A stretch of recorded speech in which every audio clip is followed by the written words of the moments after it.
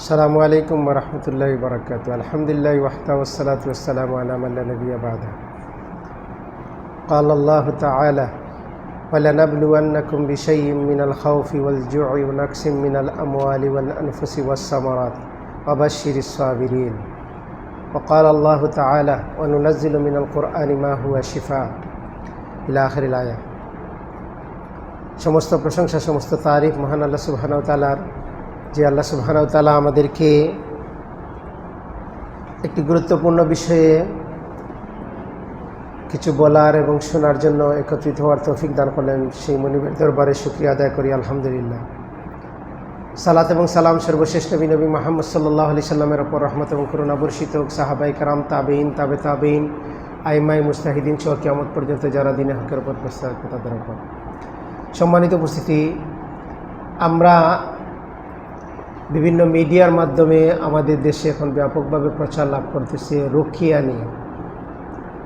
তো রুকিয়া হচ্ছে দুই ধরনের, একটা হচ্ছে রুকিয়া শরিয়া আর একটা হচ্ছে রুকিয়া শিরকিয়া। রুকিয়া শরিয়া হচ্ছে রুকিয়াটা করা হবে শরীয়ত সম্মতভাবে, আর রুকিয়া শিরকিয়া হচ্ছে বা রুকিয়া বাতিলা হচ্ছে যেটা বাতিল পন্থায় রুকিয়া করা হবে। রাসূল সাল্লাল্লাহু আলাইহি সাল্লাম রুকিয়া করার জন্য আদেশ করেছেন, উৎসাহিত করেছেন, তিনি নিজে করেছেন। তাকে মালাইকা জিবরাইল আলাইহিস সালাম এসে রুকিয়া করেছেন। এর বিপরীতে রাসূল সাল্লাল্লাহু আলাইহি সাল্লাম রুকিয়াকে শিরক বলছেন। ইন্না রুকা ওয়াত তামাইমা ওয়াত তিওয়ালা শিরকুন। তাহলে আমরা রাসূল সাল্লাল্লাহু আলাইহি সাল্লামের জীবনী থেকে পাই যে রুকিয়া হচ্ছে দুই ধরনের, একটা হচ্ছে শিরকযুক্ত রুকিয়া আর একটা হচ্ছে রুকিয়া শরিয়া, শরীয়তসম্মত রুকিয়া। আমরা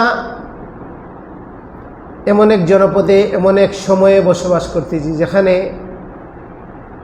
হক এবং বাতিল, সত্য এবং মিথ্যা সবসময় মিশ্রিত এবং ব্যাপকভাবে মিশ্রিত অবস্থায় আছে। আমাদের সমাজে তাওহীদ এবং শিরক, সুন্নাহ এবং বেদাতকে আলাদা করা অত্যন্ত জটিল বিষয়, যেখানে সর্বত্র দুর্নীতি, অনাচার, অবিচার, অন্যায় এগুলায় ভরপুর। সেই সমাজে আমরা রুকিয়া নিয়ে কাজ শুরু করি 2013 সাল থেকে আমরা কাজ করতেছি প্রাতিষ্ঠানিকভাবে। আমরা কাজ করতে করতে এমন এক পর্যায়ে চলে আসলাম যে রুকিয়া এখন যে শিরকের সাথে জড়িত, কুফরির সাথে জড়িত, প্রতারণার সাথে জড়িত, সেও রুকিয়ার নাম ব্যবহার করতেছে। আলেম ওলামা রুকিয়া নিয়ে বিভিন্ন প্রোগ্রাম করার কারণে তাদের কাটপিস ওরা ব্যবহার করতেছে, যে অমুক সাহেব বলছে রুকিয়া করার জন্য, অমুক সাহেব রুকিয়া করার জন্য। কিন্তু তার ভিতরে গিয়ে রুকিয়ার যত শিরকিয়াত রুকিয়ার আছে সেগুলোতে সে জড়িত। সে আগেও তো সেটা জড়িত ছিল, এখন তার কাস্টমারকে বা মানুষদেরকে মোটিভেট করার জন্য সে রুকিয়া ব্যবহার করতেছে। তো আমরা আজকে রুকিয়ার নামে প্রতারণা, সত্য জানুন, প্রতারণা থেকে বাঁচুন, এই বিষয়ে ইনশাআল্লাহ আপনাদের সামনে বিষয়টা শেয়ার করব। আমা তৌফিক ইল্লা বিল্লাহ, আলাইহি তাওয়াক্কালতু ওয়া হুয়া রাব্বুল আরশিল আযীম।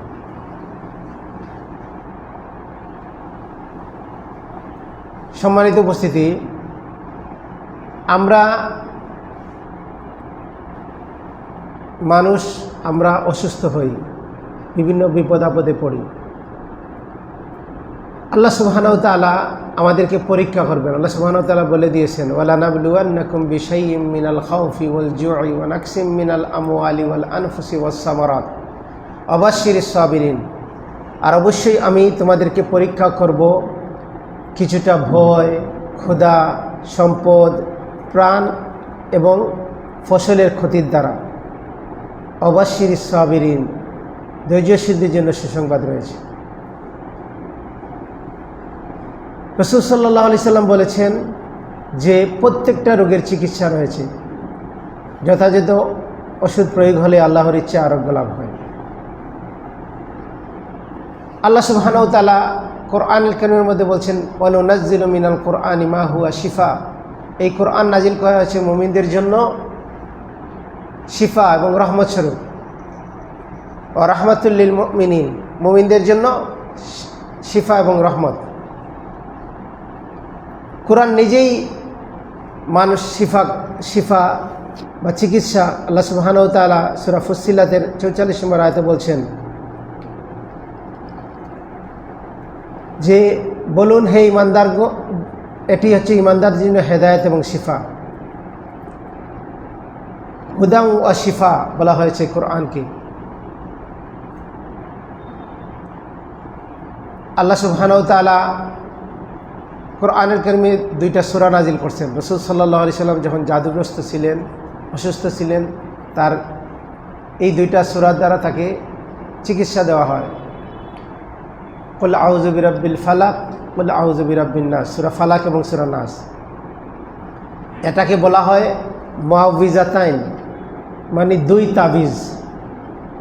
আমাদের দেশে আরবের ইসলাম আমাদের দেশে বিকৃত হয়ে এসে প্রবেশ করেছে। এই বিকৃত পরিভাষার মধ্যে একটা পরিভাষা হচ্ছে যে আরবে যেটাকে তামিমা বলা হইতো, আমাদের দেশে সেটাকে বলা হয় তাওয়িজ। তাবিজ হচ্ছে একটা বৈধ জিনিস, রক্ষা কবচ। মুআউযিজাতাইন মানে 2 তাবিজ বলা হয়েছে সূরা ফালাক এবং নাসকে। কিন্তু এখন ইন্নার রুকা ও তামাইমা তিওয়ালা শিরকুন, তামাইমা শিরক, মানে আল্লাকা তামিমাতান ফাকাদ আশরাকা, যে তামিমা ব্যবহার করলো সে শিরক করলো।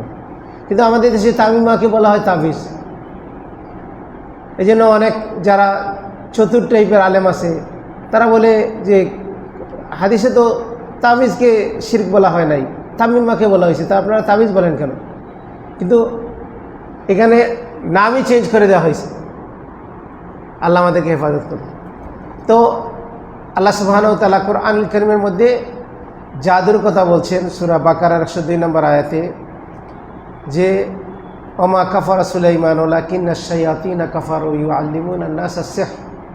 সুলাইমান কুফরি করেননি, শয়তানরাই কুফরি করেছে এবং মানুষদেরকে জাদুবিদ্যা শিক্ষা দিচ্ছে। এইখানে একটা প্রতারণা। আমাদের দেশে তামিমার যে বইগুলো আছে, কুফরি বইগুলো আছে, সেই বইগুলোর নাম হচ্ছে সুলাইমানি তাবিজনামা।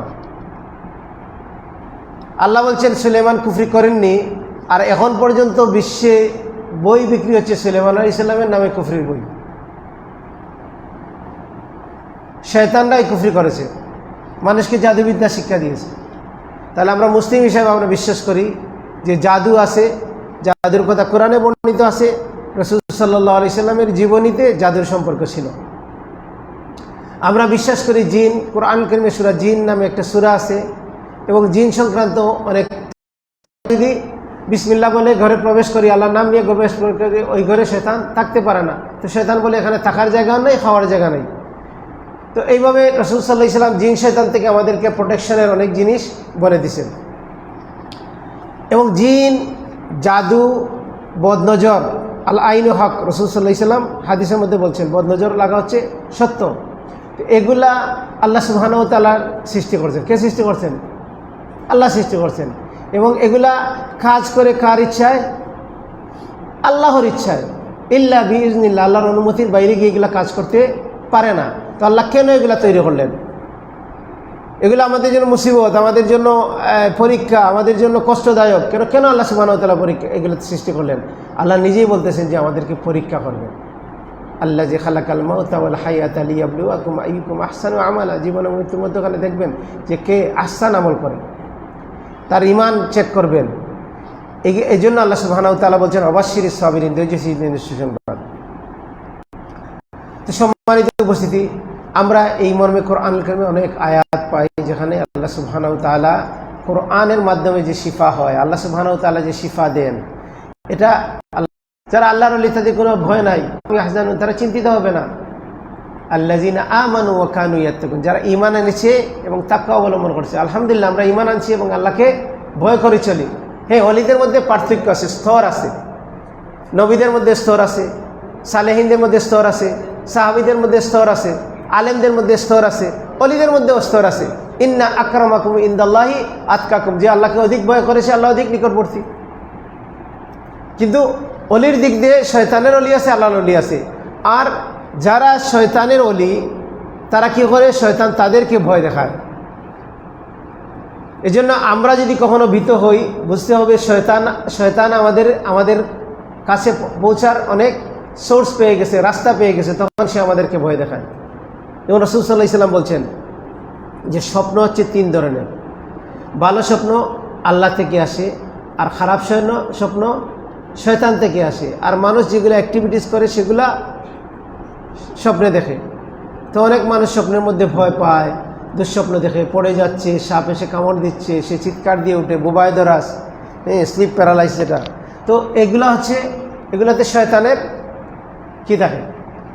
ইনফ্লুয়েন্স থাকে, শয়তানের অংশগ্রহণ থাকে। এই জন্য রাসূল সাল্লাল্লাহু আলাইহি সাল্লাম আমাদেরকে শিক্ষা দিয়েছেন যে কীভাবে ভালো স্বপ্ন দেখলে কাউকে বলবেন, একান্ত প্রিয়জন ছাড়া। একজন নবী ভালো স্বপ্ন দেখছিলেন, তার বাবাকে বলছিলেন, বাবা স্বপ্ন শুনে বলছিল কি, কাউকে শেয়ার করো না এটা। আর রাসূল সাল্লাল্লাহু আলাইহি সাল্লাম বলছেন যে খারাপ স্বপ্ন দেখলে কী করবে? আউযু বিল্লাহি মিনাশ শাইতানির রাজিম পরে বাম দিকে শুকনো থুতু দেবে, দিয়ে পাশ ফিরে ঘুমাবে, তাহলে এর দ্বারা কোনো ক্ষতি হবে না। তারপরে যদি বেশি আতঙ্কিত হয়ে যাও, বেশি ভীত হয়ে পড়ো, তাহলে দাঁড়িয়ে 2 রাকাত সালাত আদায় করো। তো রাসূল সাল্লাল্লাহু আলাইহি সাল্লাম আমাদেরকে শিখিয়েছেন যে ক্ষতি থেকে বাঁচার জন্য। তো শয়তান কি করে? শয়তান তার অলিদেরকে ভয় দেখায়। তো এভাবে শয়তান আমাদের বিভিন্নভাবে আক্রমণ করে থাকে, এবং শয়তানের অলি যারা আছে তারা শয়তানকে ইউজ করে। জাদুঘররা, তান্ত্রিকরা, যারা কবিরাজ, যারা জিন জাদু এগুলোর সাথে সম্পৃক্ত, তারা কি করে? তারা আমরা অনেকেই মনে হয় ওই লোক জিনকে কন্ট্রোল করে। না, জিনকে কন্ট্রোল করে না। সে জিনের সাথে চুক্তি করে, জিনের সাথে তার একটা আন্ডারস্ট্যান্ডিং হয় এটা, যে সে জিনকে সাহায্য করবে এবং জিন শয়তান তাকে সাহায্য করবে। যেমন আমাদের দেশের লিডাররা, এলাকার লিডাররা কী করে? অধিকাংশ লিডাররা কী করে? এলাকার সন্ত্রাসী, টেরর, ওদের সাথে একটা আন্ডারস্ট্যান্ডিং থাকে যে সন্ত্রাসী কী করবে, তার কিছু কাজ করে দেবে, আর লিডার কী করবে, তাকে আইনি জটিলতা বা প্রশাসনের জটিলতা এগুলো থেকে সেভ করবে। তো একজন আরেকজনের অলি, একজন আরেকজনের বন্ধু, কিন্তু এই বন্ধুটাও তো হচ্ছে গিভ অ্যান্ড টেক আছে এখানে। তো এইভাবে শয়তান এবং শয়তানের অলিদের কী করে? রাসূল সাল্লাল্লাহু আলাইহি সাল্লাম বলছেন শয়তান আসমান থেকে তথ্য নিতে পারে। তথ্য নিয়ে একটা তথ্য নেয়, ওইটার সাথে আরও অনেকগুলা মিথ্যা তথ্য সে কী করে?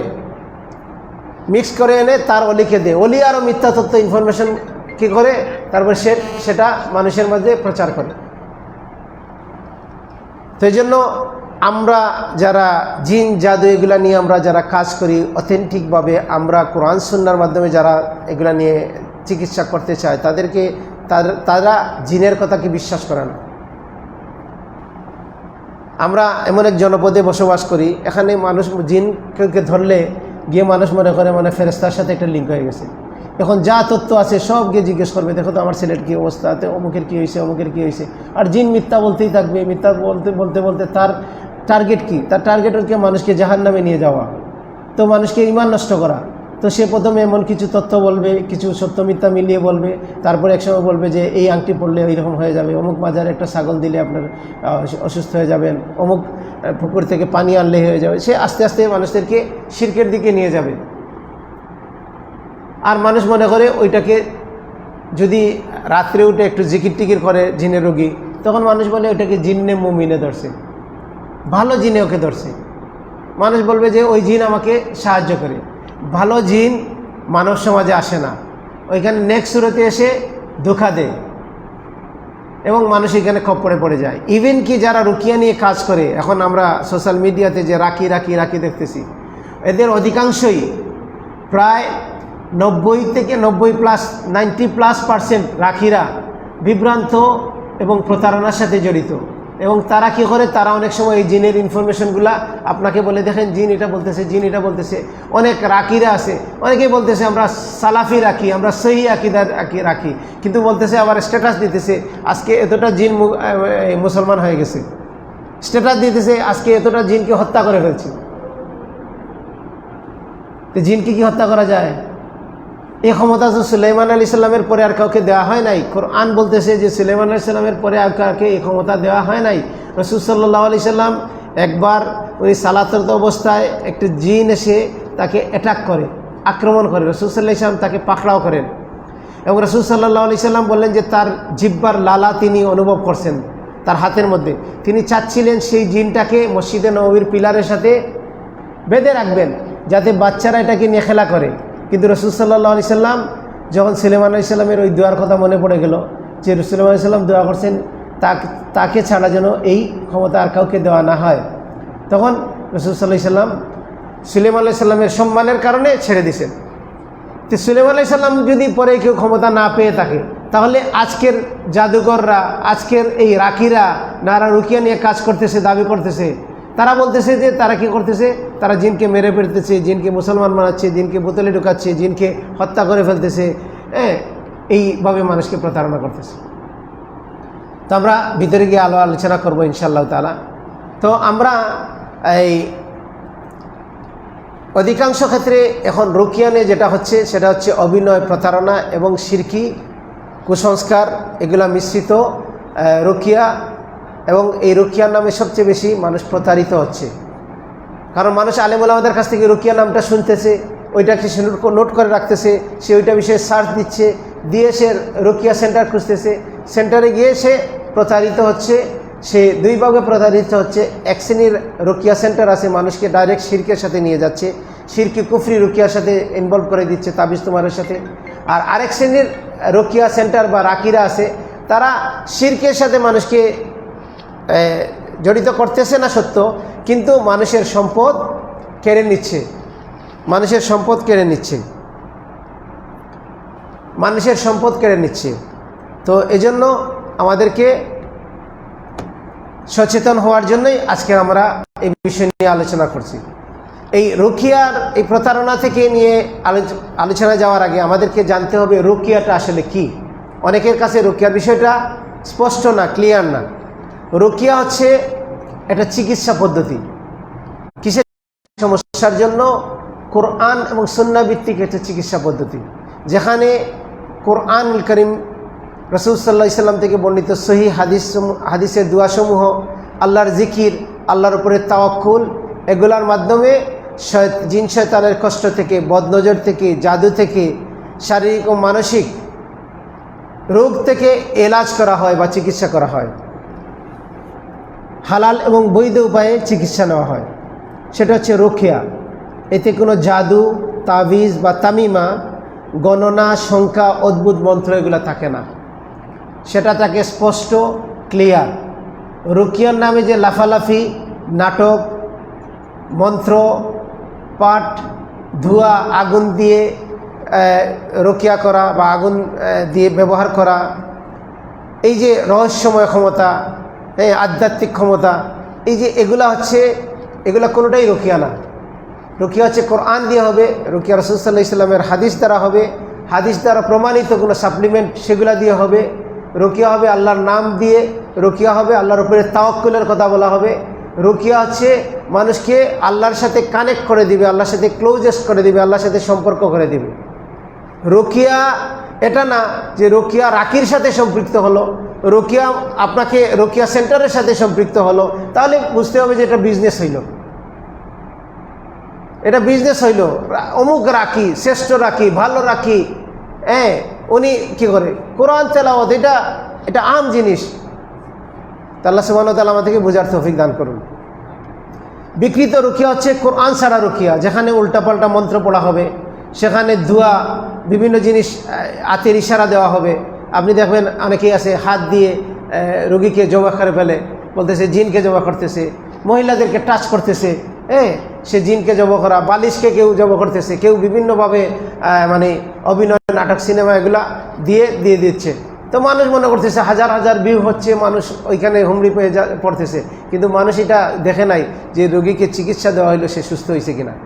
আমাদের কাছে অনেকে আসতেছে, বলতেছে ভাই ঘুরতে ঘুরতে লক্ষ লক্ষ টাকা শেষ, আমার সব সম্পদ শেষ হয়ে গেছে।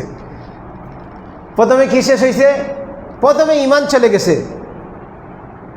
কারণ রাসূল সাল্লাল্লাহু আলাইহি সাল্লাম সহিহ মুসলিমের হাদিসে বলছেন, কেউ যদি কোনো তান্ত্রিকের কাছে যায়, কোনো সাহিরের কাছে যায়, কোনো গণকের কাছে যায়, তাহলে তার 40 দিন সালাত কবুল হবে না, গেলেই আর বিশ্বাস করলে ঈমানই থাকবে না। প্রথমে ঈমান যাবে আর তারপরে সম্পদ যাবে। তো কোরআন ছাড়া কোনো রুকিয়া রাসূল সাল্লাল্লাহু আলাইহি সাল্লাম সাহাবারা করেন নাই। সাহাবাদের একটা জামাত যখন একটা এলাকা দিয়ে যাচ্ছিলেন, ওইখানে একটা এলাকায় গিয়ে ওনারা তো ওদের সাহায্য চাইলেন, ওরা সাহায্য দিল না। তখন সহিহ মুসলিম বুখারীর ঘটনা, তখন তারপরে তাদের লিডার কি হয়ে গেল, আক্রান্ত হয়ে গেল, একটা সাপে কামড় দিল। তখন তারা সাহায্য চাইলে মুসলমান দিতে হবে, ওরা 21টা ছাগলের বিনিময়ে তাকে রুকিয়া করে দিলেন। কিন্তু কি দিয়ে রুকিয়া করলেন? সূরাতুশ শিফা, সূরা ফাতিহা দিয়ে। তাহলে রুকিয়া হবে কোরআন ছাড়া রুকিয়া হচ্ছে বিকৃত রুকিয়া, প্রতারণার রুকিয়া। বিকৃত রুকিয়া হচ্ছে তাবিজ দিয়ে হবে, কাগজ দিয়ে হবে, পুঁথি দিয়ে হবে, লিফলেট লকেট দিয়ে হবে। সেটা হচ্ছে মূলত ব্যবসা এবং বিভ্রান্ত আকীদার অংশ। বিকৃত রুকিয়া হচ্ছে যে সে রুকিয়ার সেশন হচ্ছে 10,000 টাকা, সেশন হচ্ছে 6,000 টাকা, সেশন হচ্ছে বলবে জিন তাড়ানোর জন্য আমাদের মাসিক সদস্য হতে হবে। বলবে যে আমাদের প্যাকেজ হচ্ছে যে আপনার এখন 50% ডিসকাউন্ট চলতেছে, আপনাকে 20টা রুকিয়া করতে হবে, আপনাকে এই 15টা রুকিয়া করতে হবে। আমাদের কাছে একটা রোগী আসছে, রোগী এসে বলতেছে যে তারা একটা প্যাকেজ নিছে, প্যাকেজ নেওয়ার পরে প্যাকেজ যখন শেষ হয়েছে তখন তো আর রোগী তো সুস্থ হয় নাই। তখন রোগী জিজ্ঞেস করতেছে আপনার প্যাকেজ শেষ হলো, এখন কি করব? বলতেছে এখন আপনি নিজে নিজে রুকিয়া করেন। তো আমরা বললাম এটা তো প্রথম দিনই বলে দিতে পারতো, কারণ যে কোরআন পড়তে পারে, যার আশেপাশের লোকেরা কোরআন পড়তে পারে, যার ঘরের সদস্যরা কোরআন পড়তে পারে, তার জন্য রুকিয়া সেন্টার এসে রুকিয়া করবে মানে কি? আমার কাছে এসে কোরআন শুনবে বা সেন্টারে গিয়ে কোরআন শুনবে, তো সেই কোরআন সে ঘরে শুনতে পারে। কোন সূরা দিয়ে রুকিয়া করতে হবে এটা রাসূল সাল্লাল্লাহু আলাইহি ওয়াসাল্লাম শিখিয়ে দিয়েছেন কি পড়তে হবে। সূরা বাকারা, এই সূরা পড়লে জিন শয়তান ভাগে। তো সূরা বাকারা ঘরের মধ্যেই তো কেউ পড়তে পারে, রোগী নিজে পড়তে পারে, আত্মীয় স্বজন পড়তে পারে। সে যদি পড়তে পারতো, এখন পারে না, অসুস্থতার কারণে পারতেছে না, তাহলে ওইখানে শিখিয়ে দিতে হয়।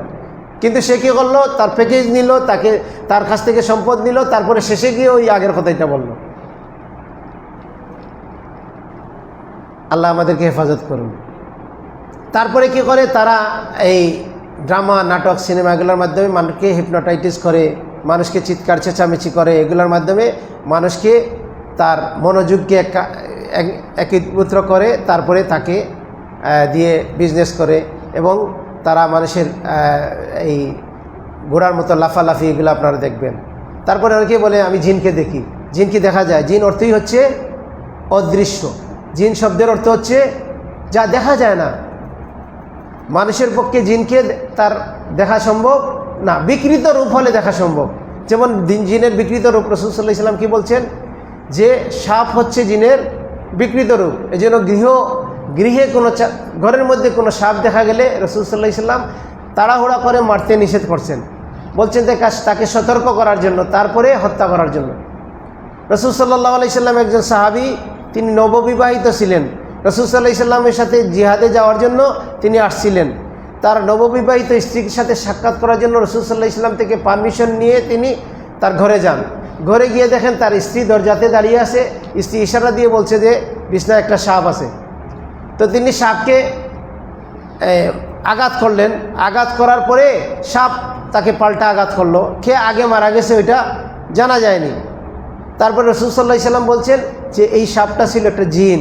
এরপর রাসূল সাল্লাল্লাহু আলাইহি ওয়াসাল্লাম নিষেধ করছেন যে ঘরের মধ্যে কোনো সাপ পাওয়া গেলে যেন তাকে সতর্ক করে ধীর স্থিরভাবে, তারপরে 3 বার সতর্ক করে, তারপরে যদি দেখা যায় যে সে তার অবস্থানে ঠিক আছে, তাহলে তাকে হত্যা করার জন্য বলছেন।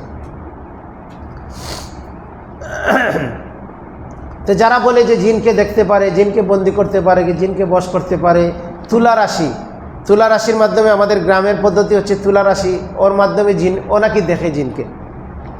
তো ইংল্যান্ডে রাখি আছে, ওরা তো তুলা রাশি জানে না, ওরা বলছে ভিশন ইউজ করে। ভিশন কি? আরেকটা রোগীকে নিয়ে আসবে, সে নাকি জিনকে দেখবে, তথ্য বলে দিবে, জিন অমুক জায়গায় তাবিজ রাখছে, অমুক জায়গায় এই রাখছে, অমুক জায়গায় এই রাখছে, সেই রাখছে। তো জিন নিজেই, অনেক সময় আছে জিন নিজেই এগুলা রেখে তারপরে দেখাইয়া দিল যে এই দেখো এইগুলো আছে। তো মানুষ বিশ্বাস করলো, হ্যাঁ এখান থেকে এটা পেয়ে গেছি। এইভাবে তো রাসূল সাল্লাল্লাহু আলাইহি ওয়াসাল্লাম যারা এই বিকৃত রুকিয়া বা এই প্রতারিত রুকিয়া বা শিরকিয়া রুকিয়া, শিরকিয়ার সাথে জড়িত, তাদের কাছে ব্যাপারে কি বলছেন? যে যারা ফরচুন টেলার, যারা হচ্ছে জ্যোতিষী বা ভবিষ্যৎ বক্তা, তাদের কাছে গেলে 40 দিন সালাত কবুল হবে না। এখন আমরা যদি দেখি আমাদের দেশে দেখবেন যে বিভিন্ন ঢাকা শহরের বিভিন্ন পিলারের মধ্যে আপনি দেখবেন বিভিন্ন দেয়ালের মধ্যে পোস্টার লাগানো আছে। আমরা তাওহীদের কথা সঠিকভাবে বলতে পারি না। সিলেটের মৌলভীবাজারে একটা মসজিদ উদ্বোধন হবে, আশেপাশের লোকেরা পীর সাহেবের মুরিদ তারা এসে বলছে এখানে মসজিদ করা যাবে না, মসজিদ বন্ধ করতে হবে, মসজিদ আমাদের ইমাম নিতে হবে, দখল করতে হবে, কত কিছু বলতেছে। কারণ কি, ওই মসজিদ থেকে তাওহীদ সুন্নাহর কথা বলা হবে।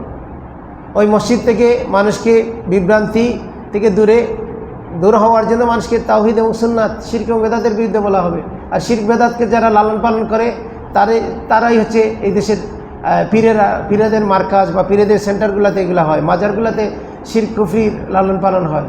তো মার্কাজের শিরক, মার্কাজের বেদাত ওরা খেপে গেছে। কিন্তু আমাদের দেশে প্রকাশ্যে আপনি ঢাকা শহরে বাসে উঠলে দেখবেন বাসের মধ্যে লাগানো আছে, পিলারে লাগানো আছে যে অমুক তান্ত্রিক ভারত থেকে এইভাবে প্রশিক্ষণ নিয়ে আসছে, আপনি এই করতে পারবেন 24 ঘন্টা, কেউ 7 দিনে, কেউ 3 দিনে, বিফলে মূল্য ফেরত, এইভাবে প্রকাশ্যে শিরকি কুফরির প্রচার প্রপাগান্ডা চালাচ্ছে। ওইটা নিয়ে কারো মাথা ব্যথা নাই, ওইটা নিয়ে কোনো চিন্তা চেতনা নেই। আল্লাহ আমাদেরকে হেফাজত করুন, বোঝার তৌফিক দান করুন, আমার জাতিকে হেফাজত করুন। সম্মানিত উপস্থিতি, সুন্নাহসম্মত রুকিয়া বা প্রকৃত রুকিয়া হচ্ছে, আমরা বলছি যে কোরআন দিয়ে রুকিয়া।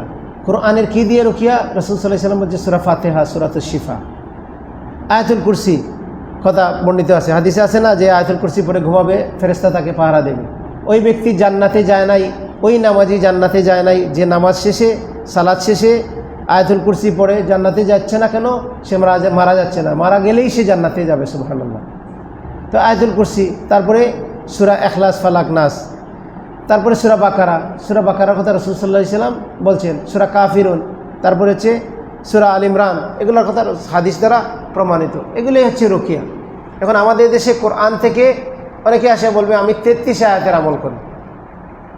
তো 33 আয়াত, আমি বলি 33 আয়াত নামে তো কোনো সূরা কোরআন কারীমের মধ্যে নাই। তো এটা সিলেকশন কিসের ভিত্তিতে হলো? মঞ্জিল নামে অনেকেই বলতেছে আমি মঞ্জিল পড়ি। তো মঞ্জিল কি? কিছু কাস্টমাইজ কোরআন কারীমের আয়াত, কিন্তু নির্দিষ্ট আয়াতকে কিছু লোক এটা বলতেছে এটা পড়লে ফায়দা পাওয়া যায়, এটা পড়লে ফায়দা পাওয়া যায়। তো কোরআন কারীমকে কাস্টমাইজ করা বা কোন আয়াত পড়লে উপকার পাওয়া যাবে এটা বলা, এটা বলতে হলে অথরাইজড পারসন লাগবে। আর কোরআনের কোন আয়াত উপকারী এটা বলার অথরাইজড পারসন শুধুমাত্র কেবলমাত্র আল্লাহ সুবহানাহু ওয়া তাআলার পরে রাসূল সাল্লাল্লাহু আলাইহি সাল্লাম। কারণ রাসূল নিজেতেই কোনো কথা বলতেন না, যা বলতেন আল্লাহ থেকে বলতেন। কারণ শিফা দেওয়ার অথরিটি হচ্ছে আল্লাহ সুবহানাহু ওয়া তাআলা, আর অথরাইজড পারসন হচ্ছে মুহাম্মদ রাসূলুল্লাহ সাল্লাল্লাহু আলাইহি সাল্লাম। তো উনি ছাড়া কেউ কি বলতে পারে আলাদাভাবে? কোরআন শিফা, আল্লাহ সুবহানাহু ওয়া তাআলা বলছেন ওয়ানুনাজ্জিলু মিনাল কোরআনি মা হুয়া শিফা, কোরআন হচ্ছে শিফা। আপনি কোরআনে যে কোনো আয়াত দিয়ে আপনি উপকার পাইতে পারেন, কিন্তু ওই আয়াত পড়লে এই উপকার হবে এটা বলা যাবে না। কিন্তু এভাবে আমাদের দেশে অনেকেই কোরআন থেকে ডিটাচ হয়ে যাচ্ছে, হাদিসের আমল থেকে মানুষ ডিটাচ। সে সূরা বাকারা পড়তেছে না, সে কি পড়তেছে? 33 আয়াতের উপর আমল করতেছে, মঞ্জিলের উপর আমল করতেছে। বিভিন্ন ওজিফা নামে বিভিন্ন ধরনের এইভাবে সিলেকশন ব্যাপকভাবে সমাজে প্রচলিত আছে, এবং অনেক বক্তারা, আলোচকরা আছে, তারা এই বইগুলার প্রমোট করতেছে, আর মানুষ এইগুলোর দ্বারা বিভ্রান্ত হচ্ছে। আমরা বলবো যে সুন্নাহ অনুযায়ী, যেগুলো সুন্নাহ দ্বারা প্রমাণিত কোরআন কারীমের যে সূরাগুলো আছে, যে আয়াতগুলো আছে, ওইগুলার কথাই আমরা বলবো। কারণ সুন্নাহর মধ্যে কি আছে? হেদায়েত আছে, সুন্নাহর মধ্যে বারাকা আছে। আল্লাহ সুবহানাহু ওয়া তাআলা আমাদেরকে বুঝার তৌফিক দান করুন। রাসূল সাল্লাল্লাহু আলাইহি সাল্লাম অনেকগুলা দোয়া শিখিয়েছেন আমাদেরকে। হাদিসের কিতাবে আমরা দোয়াগুলো পাই, যেমন আজহিবিল বাস, রব্বান নাস, আশফি আনতা শাফি লা শিফা, এইভাবে আছে। বিসমিল্লাহির আরকিক মিন কুল্লি শাইইন, জিবরাইল আলাইহিস সালাম যেটা দোয়া পড়ছিলেন, রাসূল সাল্লাল্লাহু আলাইহি সাল্লামকে রুকিয়া করছিলেন। তারপরে আছে আউযু বিকালিমাতিল্লাহি তাম্মাতি মিন কুল্লি শাইতানিন হাম্মাতি, বদনজরের দোয়া। রাসূল সাল্লাল্লাহু আলাইহি সাল্লাম তার নাতিদেরকে এইগুলা দোয়া পড়ে রক্ষা করছেন, এবং তিনি বলছেন যে ইব্রাহিম আলাইহিস সালাম তার সন্তানদেরকে এগুলা পড়ে রক্ষা করতেন। তো এগুলা হাদিসের দ্বারা যেগুলা প্রমাণিত দোয়া আছে, এগুলার উপরে আমরা এগুলার দ্বারা রক্ষা হবে। প্রকৃত রক্ষা সম্পর্কে রাসূল সাল্লাল্লাহু আলাইহি সাল্লাম বলছেন যে নিজের রুকিয়া নিজে করা হচ্ছে উত্তম। সহিহ মুসলিমের হাদিস, রাসূল এবং বুখারী মুসলিমের হাদিস, যারা কি করে, এ ধরনের লোক যারা আর রবের উপরে তাওয়াক্কুল করে তারা 70,000 লোক বিনা হিসাবে জান্নাতে যাবে। রুকিয়া চায় না মানতে, তারা কারো কাছে কি করে না, নিজে নিজের রক্ষা করে, অন্যর উপরে রক্ষা চায় না। আপনি আপনার চাইলেন না কিন্তু আপনি অসুস্থ, কারণ আরেকজন এসে আপনাকে সূরা ফাতিহা পড়ে একটা রক্ষা করে দিল, আপনি কি চাইলেন? আপনি চান নাই, সে আপনার মাথায় হাত রেখে আজিবিল বাস পড়ে দিল, তাহলে সে কি আপনাকে রক্ষা করলো, কিন্তু আপনি চাইলেন না, কারণ আপনি রবের উপরে তাওয়াক্কুল করেন, আপনি আমল করবেন। তো এই ইমাম নববী বলছেন যে নিজের জন্য রক্ষা করা হচ্ছে মুস্তাহাব, এতে তাওয়াক্কুল বেশি পূর্ণ হয়। এবং আরও দলিল হচ্ছে যে আয়েশা রাদিয়াল্লাহু আনহা বলেন রাসূল সাল্লাল্লাহু আলাইহি সাল্লাম নিজের ওপর রক্ষা করতেন, তিনি নিজের ওপরে রক্ষা করতেন। তিনি জিবরাইলের কাছে রক্ষা চান নাই, জিবরাইল এসে রক্ষা করছেন। রক্ষা করা বৈধ, কেউ যদি চায় তাহলে সেটাও বৈধ, সেটা নাজায়েজ কাজ না। কিন্তু অধিক তাওয়াক্কুল হচ্ছে যে না চাওয়া।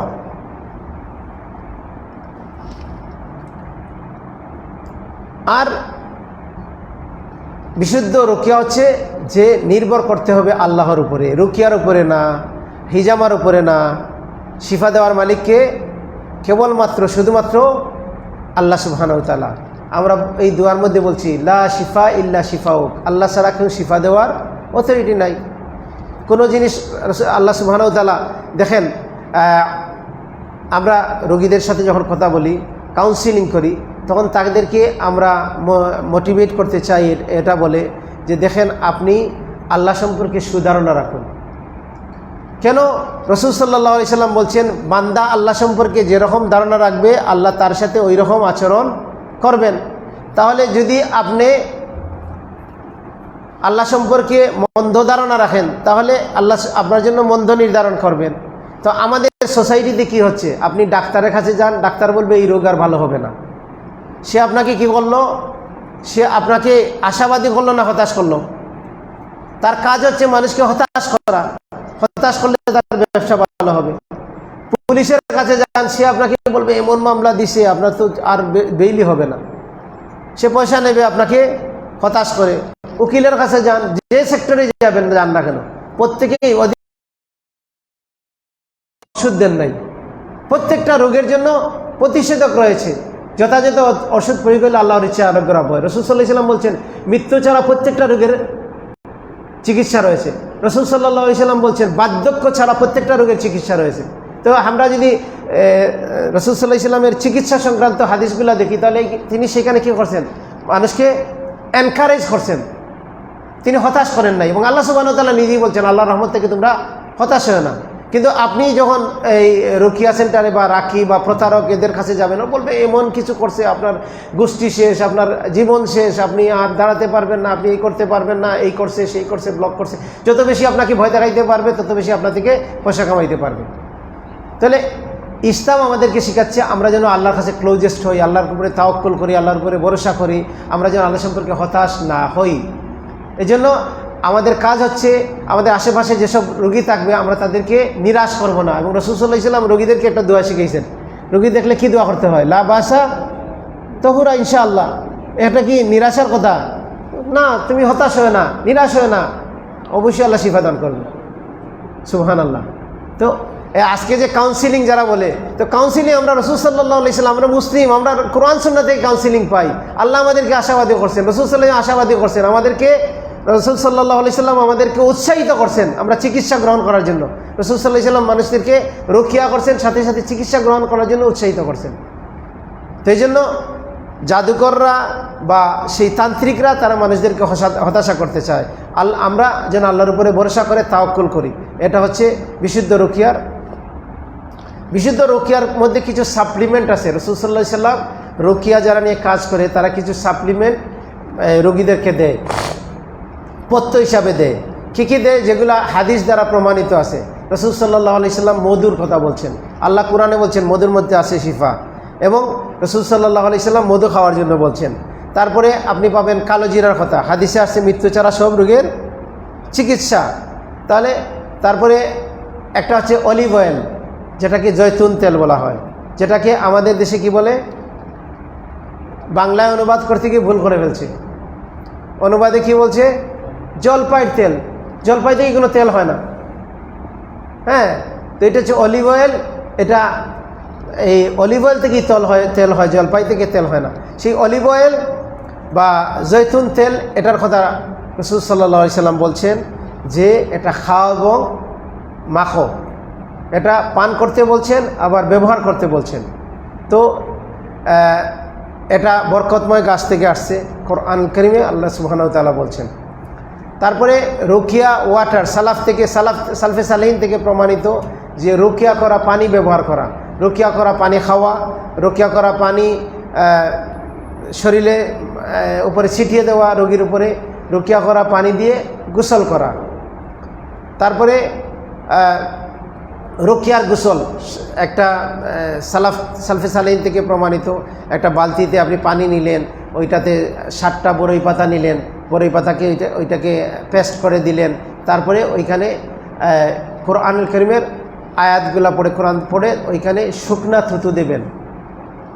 খাবার জিনিসের রাসূল সাল্লাল্লাহু আলাইহি সাল্লাম খাবার জিনিস, আপনি মধু যখন রুকিয়া করবেন, তেল রুকিয়া করবেন, আপনি খাবার জিনিস যখন রুকিয়া করবেন তখন ওইখানে ফু দিতে নিষেধ করছে। মডার্ন মেডিকেল সায়েন্স আজকের দিনে এসে বলতেছে আমাদের নিঃশ্বাসের মধ্যে কার্বন ডাইঅক্সাইড আছে, জার্ম আছে। আর রাসূল সাল্লাল্লাহু আলাইহি সাল্লাম 1400 বছর আগে ওহীর মাধ্যমে আমাদেরকে জানিয়ে দিয়েছেন যে নিঃশ্বাস না দেওয়ার জন্য কোনো খাবার পাত্রে ফু না দেওয়ার জন্য, এই জন্য গরম খাবার খাইতে ফু দেওয়া নিষেধ। এটা অটোমেটিকলি আপনি একটা মানে পাত্রে ঢেলে দেন, এটা বড় পাত্রতে ঢাললেই এটা ঠান্ডা হয়ে যাবে। তো রাসূল সাল্লাল্লাহু আলাইহি সাল্লাম নিষেধ করছেন। এই জন্য থুতু দিবেন, স্পিট নাফাস করবেন, শুকনো থুতু দিবেন, দিয়ে ওই পানিগুলো তৈরি করে ওই পানি দিয়ে গোসল করা। আপনি মূল গোসল সাবান টাবান বা শ্যাম্পু দিয়ে গোসল করার পরে ওই রুকিয়ার পানি দিয়ে গোসল করলেন। এটা হচ্ছে জিন জাদুগ্রস্ত রোগীদের জন্য রুকিয়ার গোসল। তারপরে আরেকটা জিনিস হচ্ছে সোনা পাতা, ইংরেজিতে বলে সিনা লিফ, আরবিতে বলে সিনা মাক্কিয়া। এটা হচ্ছে একটা পাতা, আমাদের দেশে অ্যাভেলেবল পাওয়া যায় এবং সস্তা এই পাতাটা। বাইদানির দোকান বলা হয় বা গাছগাছরা বিক্রি করে, এ ধরনের দোকানে এটা পাওয়া যায়। এটা হাদিসের মধ্যে আসছে ইবনে মাজাতে, যেটা বুখারী মুসলিমের হাদিসে আসছে কালো জিরার কথা, মৃত্যু ছাড়া সব রোগের চিকিৎসা। আর এইটা ইবনে মাজার হাদিসে সহিহ সনদে বর্ণিত হয়েছে, অন্যান্য সনদে আছে দুর্বল সনদে, কিন্তু সহিহ সনদে ইবনে মাজার শাইখ আলবানী বলছেন এটা সনদ সহিহ, যে এটা মৃত্যু ছাড়া সব রোগের চিকিৎসা। সোনা পাতা কী করে? সোনা পাতা যাদের কনস্টিপিউশন আছে, যাদের এই পেটে সমস্যা, খাবার হজম হয় না, বা টয়লেট হয় না, যাদের এই ওবেসিটি আছে, মোটা হয়ে যাচ্ছে, ওদের জন্য এটা খুব উপকারী।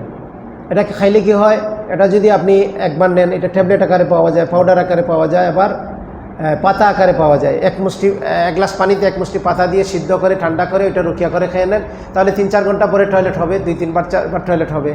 হ্যাঁ, কেউ এটা অতিমাত্রায় ব্যবহার করা অবভিয়াসলি ভালো না, এটা ডিপেন্ড হওয়া ভালো না। সপ্তাহে 2-3 দিন রোগী যারা আছে তারা ব্যবহার করতে পারে। অনেক মানুষ আছে যারা আমাদের রুকিয়া সেক্টরে একটা চিকিৎসা হচ্ছে বমি করা। যদি রোগী রুকিয়া ওষুধ, রুকিয়া ওয়াটার, রুকিয়া পানি এগুলো খায় বা রুকিয়া সেশনের সময় বমি করে ফেলে, তাহলে বমির মাধ্যমে অনেক জিনিস বের হয়ে আসতে পারে পেট থেকে। কিন্তু এটা হচ্ছে এই বিপরীত দিক থেকে আসা, মানে মুখ দিয়ে বের হওয়া, ওটা তো স্বস্তিদায়ক জিনিস না, আরামদায়ক জিনিস না। কিন্তু এর বিপরীতে আরেকটা পদ্ধতি হচ্ছে যে আপনি সোনা পাতা ইউজ করলে আপনার টয়লেটের মাধ্যম দিয়ে যদি কেউ জাদু খেয়ে থাকে বা জিন শয়তান স্বপ্নের মাধ্যমে কোনো খাবার খাইয়ে থাকে, সেটা বের হয়ে যাবে, এটার ক্ষতিকর জিনিসটা ওইখান থেকে বের হয়ে যাবে। কিন্তু রুকিয়া সেন্টারে কী করে, তারা রুকিয়া ওয়াটার বেশি করে খাওয়াইয়া বমি করাইতে চায়, কারণ বমি করাইলে ওইটা ক্রেডিট হয় এবং মানুষ তখন পয়সা পে করে ভালো বা আস্থা বেশি জমে। কিন্তু তারা সোনা পাতা দিতে চায় না, আমাদের কাছ থেকে ট্রেনিং নিচ্ছে, আমাদের কাছ থেকে শিখছে। এরকম লোক দেখি সে যখন গিয়ে আলাদাভাবে রুকিয়া করতেছে, সে আবার ওই সোনা পাতা দিতে চায় না, মানে ওইখানে ক্রেডিট। মানে আমাদের কাজ হচ্ছে মানুষকে কী করা, সেন্টারমুখী করা, রুকিয়া রাকিমুখী করা, যে সে যে সুন্নামুখী করবে বা মানুষকে সুস্থতার দিকে। কারণ আমাদের যে ডাক্তাররা যে ওষুধগুলা দেয়, ডাক্তাররা ওষুধ দেয় না যে চেম্বারে যে মানুষ লাইন ধরে রোগী দেখাচ্ছে, ওরা ওষুধ দেয় না এই জন্য যে রোগী ভালো হয়ে যাক, ওরা ওষুধটা দেয়, অধিকাংশ ডাক্তাররা ওষুধ দেয় কিসের জন্য?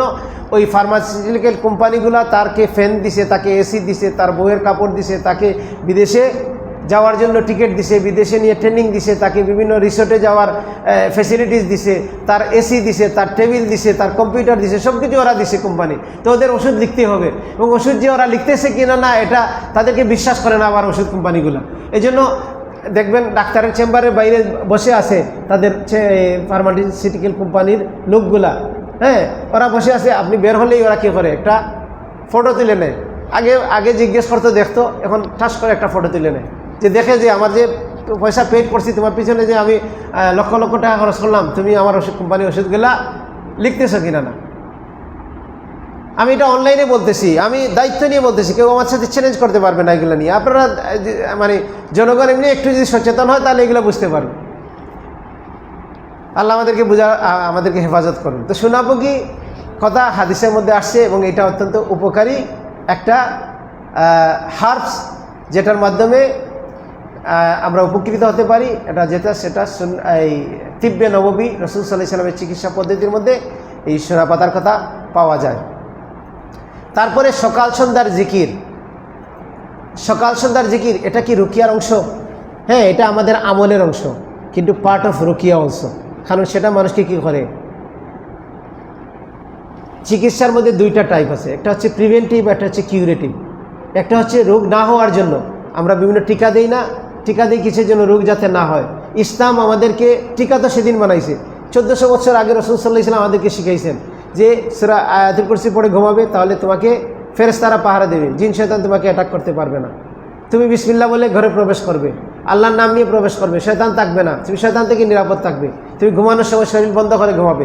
এই ধরনের অনেকগুলো আমল আছে। রাসূল সাল্লাল্লাহু আলাইহি ওয়াসাল্লাম সকালের কিছু আমল শিখাইছেন, সন্ধ্যায় কিছু আমল শিখাইছেন।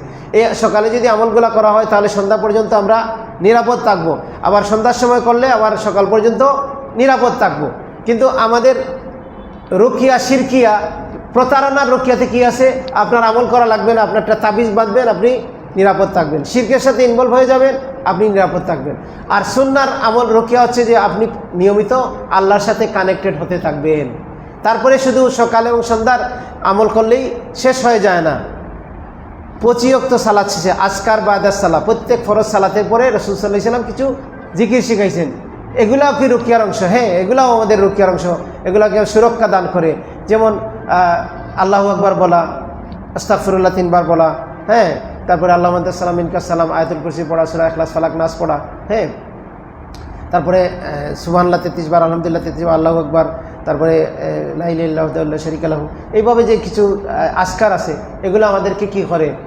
বারবার আল্লাহ সুবহানাহু ওয়া তাআলার স্মরণ, আল্লাহর উপরে তাওয়াক্কুল এবং আল্লাহর সাথে আমাদেরকে লিঙ্ক করে দেয়, এবং আমাদেরকে সুরক্ষা দান করে, আমাদের ঈমান এবং রুহানি শক্তিকে বাড়িয়ে দেয়।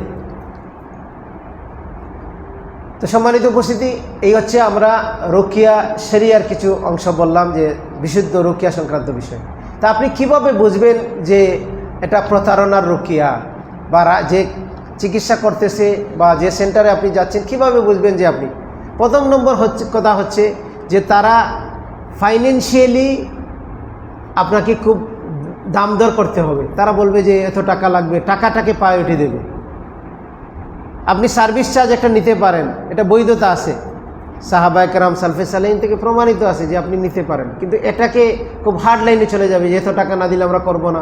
একজন মানুষ এসে বলবে যে আমার আর্থিকভাবে আমি সচ্ছল না, তখন দেখা যাবে সে বলতেছে না না এটা না হলে হবে না। ডাক্তাররা যেরকম বলে, যান আপনার রিং লাগবে, টাকা নিয়ে আসেন, বলতেছে টাকা নাই, বলছে টাকা যেদিন হবে সেদিন আসবেন। আর টাকা থাকলে সাথে সাথে লাগিয়ে দিচ্ছে, টাকা নাই তো আপনার রিস্ক কমে যাচ্ছে।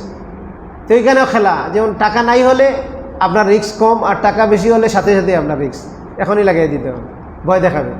তো টাকা নিয়ে তারপরে কী করবে?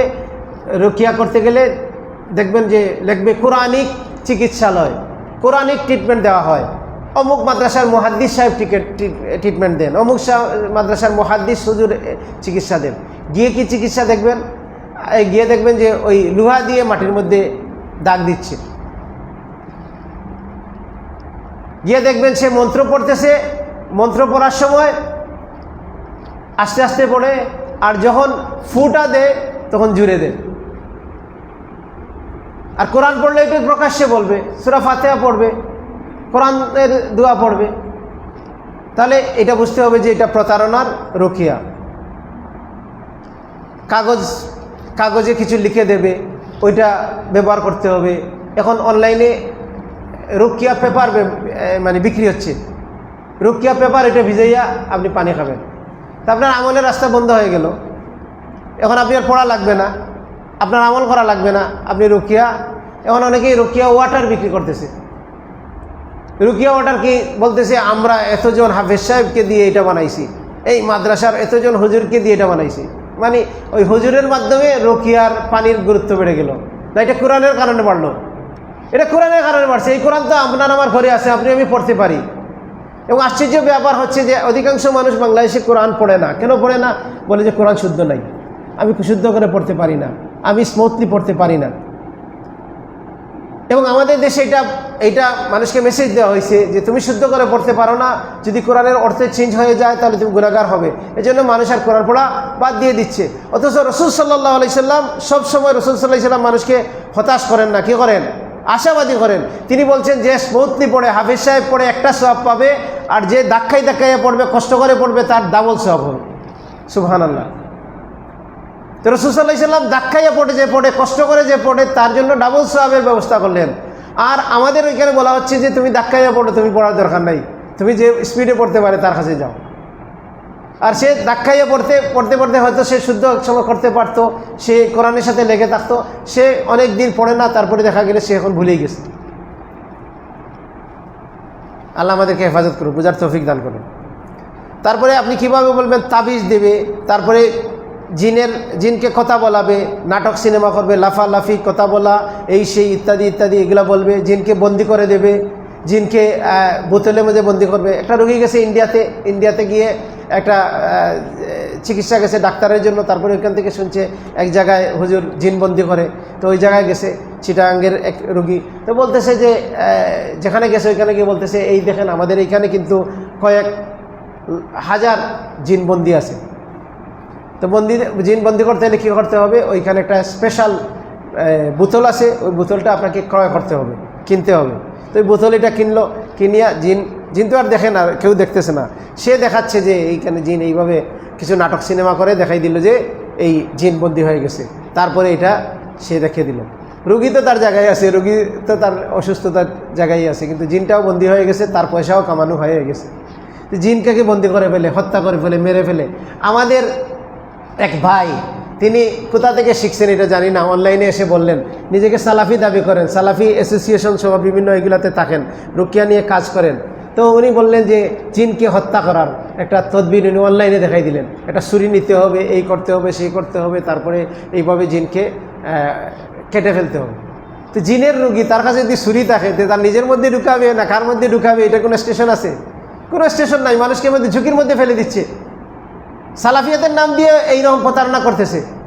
ইস্ট লন্ডন মসজিদের এইখানে একজন রাখি ছিলেন, সহি রাখি ছিলেন। ওনাকে কী করছে, একটা ওনার রোগী এসে তাকে ছুরিকাঘাত করে হত্যা করে ফেলছে। মৌলানা জাকারিয়া, কয়েক বছর আগে, অনেক বছর আগে একটা রোগী, সে আসছে, উনি খেয়াল করে নাই, উনি পিছন থেকে ওনাকে ছুরিকাঘাত করে মেরে ফেলছে। আর ওই ছুরি নিয়ে আমাদের এখানে সালাফি দাবিদার উনি দেখাচ্ছে যে কীভাবে কী করতে হবে। সেদিন একটা লোক এসে আমাদেরকে অভিযোগ দিচ্ছে যে রাখি নাকি ওই ঘরের মধ্যে ঝগড়া লাগিয়ে দিছে। তো ঘরের মধ্যে যে ঝগড়া লাগাবে সে রাখি না, সে হচ্ছে প্রতারক, সে হচ্ছে রুকিয়া শিরকিয়ার সাথে জড়িত। জিন বলে দিছে যে শাশুড়ি জাদু করছে, এখন শাশুড়ি এবং পুত্রবধূর মধ্যে এমন ঝগড়া লাগাইছে, ঘরের মধ্যে ঝগড়া। তো জিনের কাজ হচ্ছে মানুষকে ঝগড়া লাগানো। বলবে আশেপাশের লোকেরা করছে, আত্মীয় স্বজনরা করছে, অমুকে করছে, তমুকে করছে, দিল পার্মানেন্টলি ঝগড়া লাগাইয়া। কারণ জিনে ধরছে না, জাদুতে ধরছে না, এই বদনজরে আক্রান্ত, এইটা ওহিদ ছাড়া বলার সম্ভাবনা নাই। আমরা নিশ্চিত জ্ঞান নিয়ে বলতে পারি না, আমরা বলতে পারি লক্ষণ আছে। আপনার এই সিমটম আছে, এই সিমটম দ্বারা বোঝা যাচ্ছে যে আপনার হয়তো আপনি জাদুর দ্বারা আক্রান্ত, আপনি হয়তো জিনের ডিস্টার্ব আছে আপনার মধ্যে, আপনি হয়তো বদনজরে আক্রান্ত। আমরা লক্ষণ থেকে বলতে পারি, এটা নিশ্চিত জ্ঞান না। নিশ্চিত জ্ঞান এটা আল্লাহ সুবহানাহু ওয়া তাআলা ছাড়া কেউ জানে না, কারণ এটা গায়েবের নলেজ, এটা বাস্তবিক নলেজ না যে আপনি এক্সরে করে বলে দিলেন, যে ডাক্তাররা যেরকম বলে যে আপনার হাড় ভাঙছে, এটা কি আপনার এমআরআই করে দেখা গেছে আপনার এই সমস্যা আছে, ওই রকম তো এটা না। আল্লাহ আমাদেরকে বোঝার তৌফিক দান করুন। তারপরে এই রোকিয়ার নামে নারী পুরুষদের ফ্রি মিক্সিং, তারপরে হ্যারাসমেন্ট, মহিলাদেরকে হ্যারাস করা, এটা হচ্ছে কমন জিনিস এবং এটা বহু পূর্ব থেকেই এই কালচার ডেভেলপড হয়ে আসে, এখনও ওই রকম চলতেছে। এগুলো হচ্ছে 100% প্রতারণা এবং এটা হচ্ছে শিরকিয়ার রোকিয়া শিরকিয়ার সাথে মানে জড়িতদের আচরণ। আল্লাহ সুবহানাহু ওয়া তাআলা আমাদেরকে বোঝার তৌফিক দান করুন।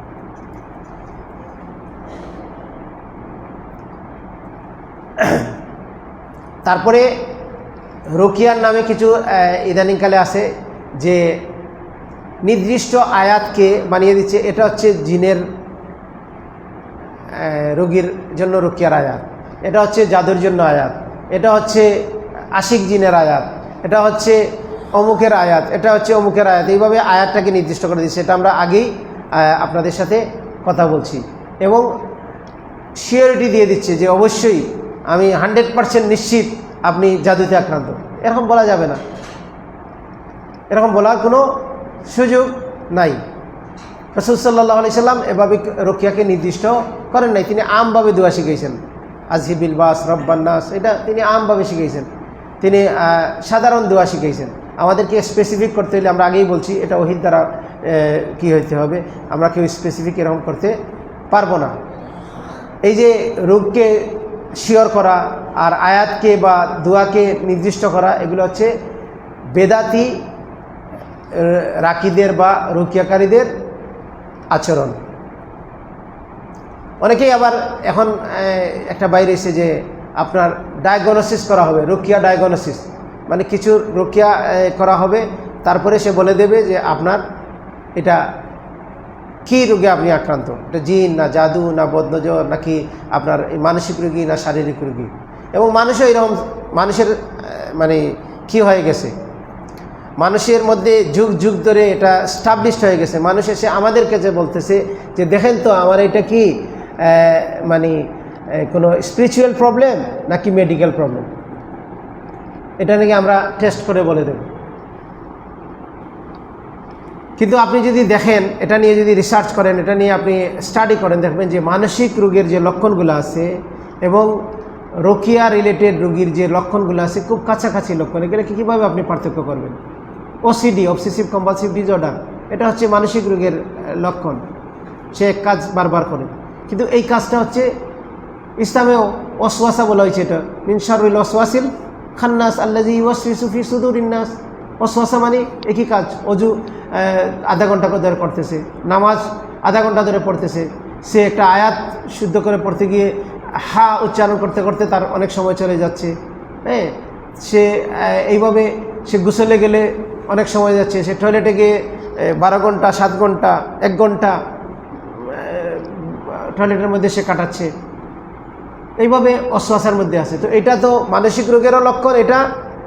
এবং কোরআন হচ্ছে মানসিক শারীরিক জিন জাদু বদল প্রত্যেকটার হচ্ছে শিফা।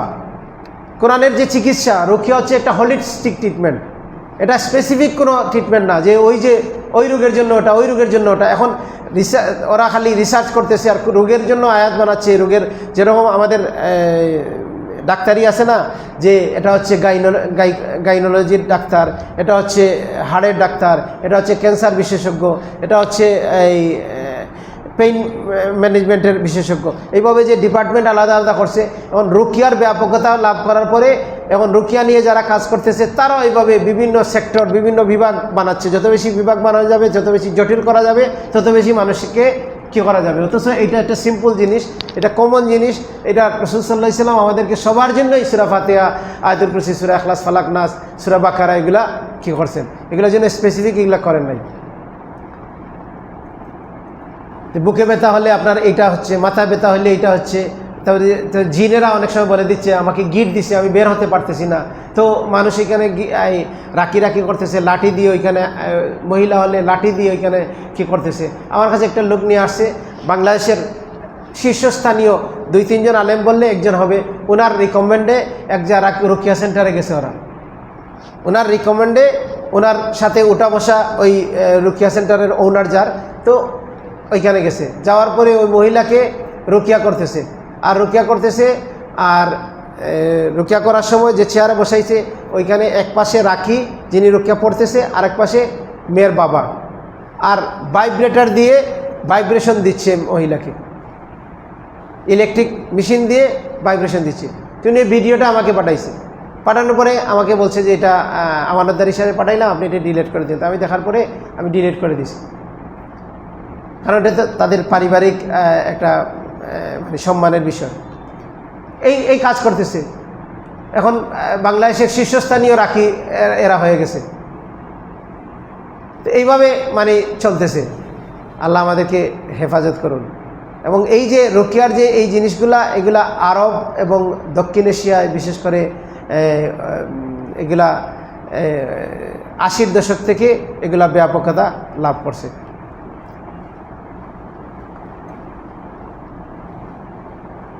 রুকিয়ার যে জন্য আমাদের কি কি জরুরি যে জানতে হবে,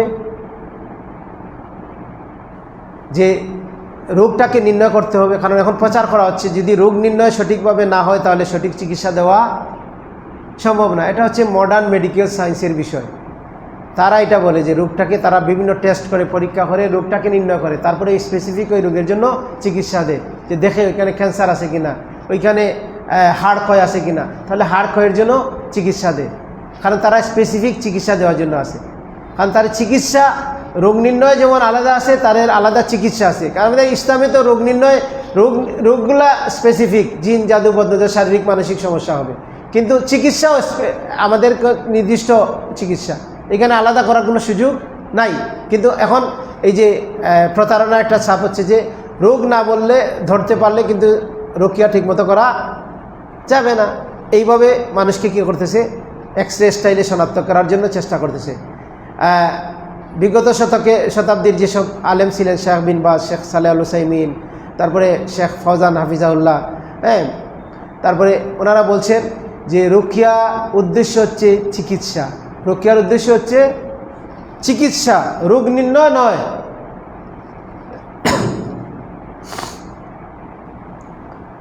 কারণ যে রোগ নির্ণয় এটা হচ্ছে গায়েবের সাথে সম্পর্কিত বিষয়, আর গায়েব কেবলমাত্র আল্লাহ সুবহানাহু ওয়া তাআলার জন্য।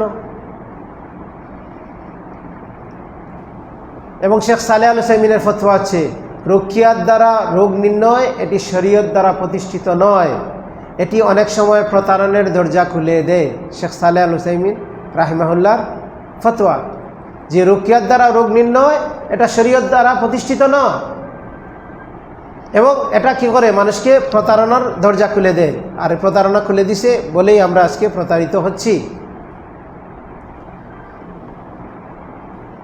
এখন প্রশ্ন আসতে পারে, তাহলে কি রুকিয়ার রোগ নির্ণয় করা বা ডায়াগনোসিস করা কি আদৌ প্রয়োজন আছে কিনা? না, প্রয়োজন নেই, বরং ক্ষতি হতে পারে। এতে গায়েবের অনুসন্ধানের বিষয় চলে আসে। ওইখানে রুকিয়াকারক ব্যবসায়িক কারণে ভয় দেখায়, হ্যাঁ, আপনার মধ্যে ম্যাজিক আছে, আপনার মধ্যে এই আছে, ক্ষতি করা আছে, এই আছে, এইভাবে কি করে আপনার এই ব্লক হয়ে গেছে, এই হয়ে গেছে। মানুষকে ভয়ভীতি দেখায়, ভয়ভীতি দেখাইয়া তাদের ব্যবসার একটা রাস্তা খুলে যায়। তাহলে রোগ কিভাবে চেনা যাবে? রোগ আমরা চিনব কিভাবে? চিনব আমরা লক্ষণ দেখে। কিছু লক্ষণের কথা আমরা হাদিসে পাই। কীভাবে লক্ষণ পাই? যে রাসূল সাল্লাল্লাহু আলাইহি সাল্লাম তিনি ভুলে যাইতেন জাদুর প্রভাবের কারণে, হ্যাঁ। তারপরে স্বামী স্ত্রীর মধ্যে সম্পর্ক হঠাৎ করে নষ্ট হয়ে যাওয়া, বাইনাল মারই ওয়া জাওজি, কোরআন যেটা বলা হয়েছে, স্বামী স্ত্রীর মধ্যে দ্বন্দ্ব সৃষ্টি করে জাদুর মাধ্যমে, হ্যাঁ। তারপরে সে তা হিলুসিনেশন হয়, হয়তো কোনো আওয়াজ শুনে, কোনো কিছু দেখে, হ্যাঁ। তারপরে এ ধরনের সে মনে করে তার ব্রেইনের ভিতরে ঢুকে। সেদিন একটা ছেলে আসছে, বলতেছে আমার ব্রেইনের ভিতরে এটা ঢুকে গেছে, হ্যাঁ, ব্রেইনের ভিতরে আওয়াজ দিতেছে, আশেপাশে আওয়াজ দিতেছে। কিছু রোগী আছে, সে হাঁটলে মনে করে সবাই তাকে নিয়ে কথা বলতেছে, হ্যাঁ, তাকে নিয়ে তার দিকে তাকাচ্ছে, এই ধরনের সমস্যাগুলো দেখা দেবে। এগুলা লক্ষণ পাওয়া যায়। ও হঠাৎ করে অসুস্থ হয়ে যাওয়া, আমরা যেটা দেখলাম যে রাসূল সাল্লাল্লাহু আলাইহি সাল্লামের সামনে একজন সাহাবী, তাকে নিয়ে আসা হইল। নিয়ে আসার পরে রাসূল বললেন, তোমরা কাউকে সন্দেহ করো? বলতেছে যে আমরা গোসল করতেছিলাম, উনি যখন শরীর থেকে কাপড় উঠেছিল তখন আরেকজন বদর যুদ্ধে অংশগ্রহণকারী সাহাবী তিনি তার প্রশংসা করছিলেন যে এরকম শরীর আমি দেখি নাই, কোনো মহিলারও শরীর এরকম না। এটা বলার সাথে সাথে উনি অসুস্থ হয়ে যান, ওনাকে নিয়ে আসা হয়। রাসূল সাল্লাল্লাহু আলাইহি সাল্লাম বললেন যে তোমাদের ভাইয়ের মধ্যে কোনো যখন ভালো জিনিস দেখো তাহলে কেন তার জন্য বরকতের দোয়া করো না? ভালো দেখলে কি করতে হবে? বরকতের দোয়া করতে হবে। নিজের ভালো দেখলে মাশাআল্লাহ, অন্যের ভালো দেখলে বারাকাল্লাহ, আল্লাহ বরকত দিক, এটা বলবেন, তাহলে আপনার দ্বারা কোনো ক্ষতি হবে না। তখন রাসূল সাল্লাল্লাহু আলাইহি সাল্লাম কী করলেন? ওই বদর যুদ্ধে অংশগ্রহণকারী সাহাবীকে গোসল করাইলেন। ওনার গোসল করা পানি কালেক্ট করে ওই অসুস্থ ব্যক্তির পিঠে ঢেলে দিলেন, তারপরে পেছনের সাইডে ঢেলে দিলেন, তারপরে অসুস্থ ব্যক্তি কী হয়ে গেলেন? সুস্থ হয়ে গেলেন। তো আজকেও যদি এরকম কোনো সমস্যা পাওয়া যায় তাহলে আমরা চিকিৎসা দেব। আমভাবে বলতে পারি, ঘরে যারা আছে সবার আপনার অঙ্গ দেওয়া পানি দিয়ে আপনার পিঠে ঢেলে দিয়েন কালেক্ট করে। যদি ঘর থেকে কারো বন্ধ লেখা থাকে যে স্পেসিফিক পাওয়া যাচ্ছে না, আমরা বললাম। আর যদি স্পেসিফিক পাওয়া যায়, আপনার বাসায় একদিন মেহমান আসছিল, তারপরে মেহমান বাড়ি থেকে চলে গেছে। আমার এক আত্মীয় বললো যে গতকালকে অনেক মেহমান আসছিল, মেহমান বাড়ি থেকে চলে গেছে, বাড়ি থেকে এখন আজকে সকালে উঠে দেখি বাড়িতে অনেকগুলো পোকা, কোনো পোকা ছিল না, এখন অনেকগুলো পোকা চলে আসছে। তো আমরা শেখ বালির বইয়ের মধ্যে আছে, বাংলাতে অনুবাদ আছে, জ্যোতিষীয় জাদুঘরের গলায় ধারালো তরবারি বা জাদুর চিকিৎসা এরকম নামে অনুবাদ আছে ওয়াহিদিয়া লাইব্রেরির বা তাওহিদ পাবলিকেশনের। ওই বইয়ের মধ্যে একটা ঘটনা আছে যে এরকম একটা বাড়িতে বদনজরে আক্রান্ত হয়ে পোকা আসছিল। তো আমরা তখন বললাম যে রুকিয়া ওয়াটার ঘরের মধ্যে স্প্রে করে দাও, ঘরের মধ্যে কোরআন তেলাওয়াত করো। আলহামদুলিল্লাহ করে এটা ঠিক হয়ে গেছে। এরকম সমস্যা হতে পারে, এগুলো লক্ষণ পাওয়া গেল। হঠাৎ করে কেউ অসুস্থ হয়ে গেছে, তাহলে আপনার বাড়িতে আসছিল, চলে গেছে, তারপরে বাড়িতে বাচ্চা অসুস্থ হয়ে গেছে, আপনি বুঝলেন যে অন্য আসছিল। সে অনেক সময় আমরা প্রশংসা করে কিন্তু দোয়া মাশাআল্লাহ বারাকাল্লাহ এগুলার সাথে কোনো সম্পর্ক থাকে না। তখন তাদেরকে কী করে? রাসূল সাল্লাল্লাহু আলাইহি ওয়াসাল্লাম অন্য হাদিসে বলছেন, কেউ যদি তোমাদের কাছে পানি চায় তাহলে তোমরা পানি দিয়ে দেবে। কেউ যদি বলে যে তার জন্য অজু করতে হবে, গোসল করতে হবে, তাহলে তোমরা অজু করবে, গোসল করবে। কিন্তু আমাদের নলেজ নেই, আমাদের এরকম বললে একটা ঝগড়া লাগবে, পরিবারের মধ্যে এমন ঝগড়া লাগবে, হ্যাঁ কি বলো, আমি তোমার মেয়েকে নজর দিয়ে দেবো, কিন্তু নজর ভালো মানুষ থেকে লাগতে পারে। বদর যুদ্ধে অংশগ্রহণকারী সাহাবীর থেকে লাগলো, তো ভালো মানুষ থেকেই লাগতে পারে, পিতামাতা থেকে লাগতে পারে, দাদা দাদি থেকে লাগতে পারে, নানা নানি থেকে লাগতে পারে, নিকটাত্মীয় থেকে লাগতে পারে, বাইরের লোক থেকেও লাগতে পারে। তাহলে এখানে পাওয়া গেলে লক্ষণ পাওয়া যাবে এবং চিকিৎসা করতে হবে। নবজাতক বাচ্চা কান্না করে, দুধ খায় না, হ্যাঁ, কারোর সামনে মা দুধ খাওয়াইছে, এরপরে থেকে আর দুধ খাচ্ছে না, বা মা নিজেই খাওয়াইছে, তারপরে তার মনের মধ্যে আসছে দেখছো বাচ্চা অনেক দুধ খাচ্ছে, কিন্তু মাশাআল্লাহ বারাকাল্লাহ কিছু বলে নাই, মায়ের বদনজর লাগিয়ে যেতে পারে। কেউ সামনে খাইছে দুধ, এরপরে দেখা যাচ্ছে আর দুধ খাচ্ছে না। কারোর সামনে ফিডার খাওয়াইছে, এখন আর ফিডার খায় না, অন্য খাবার খায়, ফিডার খায় না। বাচ্চা মায়ের ব্রেস্ট ফিডিং করে না, অন্য খাবার খাচ্ছে। বাচ্চা কেঁদে উঠতেছে, ঘুমের মধ্যে বারবার কেঁদে উঠতেছে, কান্না থামতেছে না, এই ধরনের অনেক সমস্যা হয়ে যায়। তাহলে এগুলা বদনজর, জিন, জাদু, এগুলা বিভিন্ন কারণে হইতে পারে। তাহলে আমাদেরকে এগুলা লক্ষণ দেখে আমরা জানব। পাশাপাশি যে যদি আপনি কোরআন তেলাওয়াত করা হয়, আর দেখা যায় কোরআন তেলাওয়াত করলে তার অসহ্য লাগতেছে, আজান ভালো লাগতেছে না, কোরআন ভালো লাগতেছে না, তাহলে কি বুঝতে হবে? সে আক্রান্ত। বা কোরআন আগে পড়তো, এখন পড়তে ভালো লাগে না, বেশি সময় পড়তে পারে না, অস্বস্তি লাগে, মনে হয় যে কখন কোরআন পড়ার থেকে সে কি হয়ে যাবে, উঠে আসবে। নামাজ পড়তে পারে না, নামাজ পড়লে ভালো লাগে না, অলসতা লাগে। তাহলে এগুলা ইবাদত বন্দেগী করতে তার খারাপ লাগে, ভালো লাগে না। আগে মজা পাইতে, এখন মজা পাচ্ছে না, আল্লাহ সম্পর্কে খারাপ ধারণা আসতেছে, অনিয়ন্ত্রিত রাগ করতেছে, শারীরিক সমস্যা, ডাক্তারি কোনো চিকিৎসা কি হচ্ছে না, কাজ করতেছে না, ভালো হচ্ছে না, প্রচুর পরিমাণে দুঃস্বপ্ন দেখতেছে। তারপরে এডিকশন, ড্রাগ এডিক্টেড হয়ে যাচ্ছে, মোবাইল এডিক্টেড, এটা থেকে বের হয়ে আসতে পারতেছে না, বারবার তওবা করে আসতেছে, আবার ব্যাক করে চলে যাচ্ছে, ঘুম হচ্ছে না, ওষুধ খেয়েও ঘুম হচ্ছে না, স্বামী স্ত্রী এমনি আলাদা থাকলে তারা খুব ভালো থাকে, দূরে গেলে মহব্বত প্রেম ভালোবাসা জাগ্রত হয়, আর কাছে আসলে ঝগড়া, শুধু ঝগড়ার ঝগড়া। ঘরের মধ্যে ঝগড়া, ঘরের মধ্যে কারো মিল মহব্বত নাই, ভাই বোনের মধ্যে পিতামাতা ফ্যামিলি একজন একজনের মধ্যে বন্ডিং খুব উইক বা মানে দুর্বল হয়ে গেছে। তাহলে এগুলো বিভিন্ন কারণে হইতে পারে, এগুলো লক্ষণ। তাহলে আমাদেরকে কী করতে হবে তখন? কোরআনিক চিকিৎসা, এই যে রোকিয়ার যে চিকিৎসা, কোরআন তেলাওয়াত করা, কোরআন পড়া, কোরআন শোনা, কোরআন পড়া পানি খাওয়া, তেল খাওয়া, মধু খাওয়া, কোরআন পড়া পানি দিয়ে গোসল করা, তারপরে এই যে সকাল সন্ধ্যার জিকির করা, সালাত শেষের জিকির করা, ঘুমানোর সময় যে আদব যে নিয়মগুলো আছে, রাত্রে সূরা মুলক পড়া, তারপরে শরীর বন্ধ করে আয়াতুল কুরসি এগুলো পড়ে ঘুমানো, দুঃস্বপ্ন দেখলে, এই জিনিসগুলো লাইফস্টাইল ইসলামিক ওয়েতে লাইফস্টাইলকে কী করা। যদি দেখা যায় যে হেডেক, মাথা ব্যথা, তো মাথা ব্যথার জন্য আপনি ব্যথার জন্য রুকিয়া আছে, কী আছে? রাসূল সাল্লাল্লাহু আলাইহি ওয়াসাল্লাম যে ব্যথার স্থানে হাত রাখবে, 3 বার বিসমিল্লাহ বলে আউযু বিল্লাহি কুদরতি মিন শাররি মা আজিদু হাজিরু 7 বার পড়বে। তারপরে ব্যথার কথা বললে রাসূল সাল্লাল্লাহু আলাইহি ওয়াসাল্লাম তাকে কী বলতেন? হিজামার জন্য বলতেন।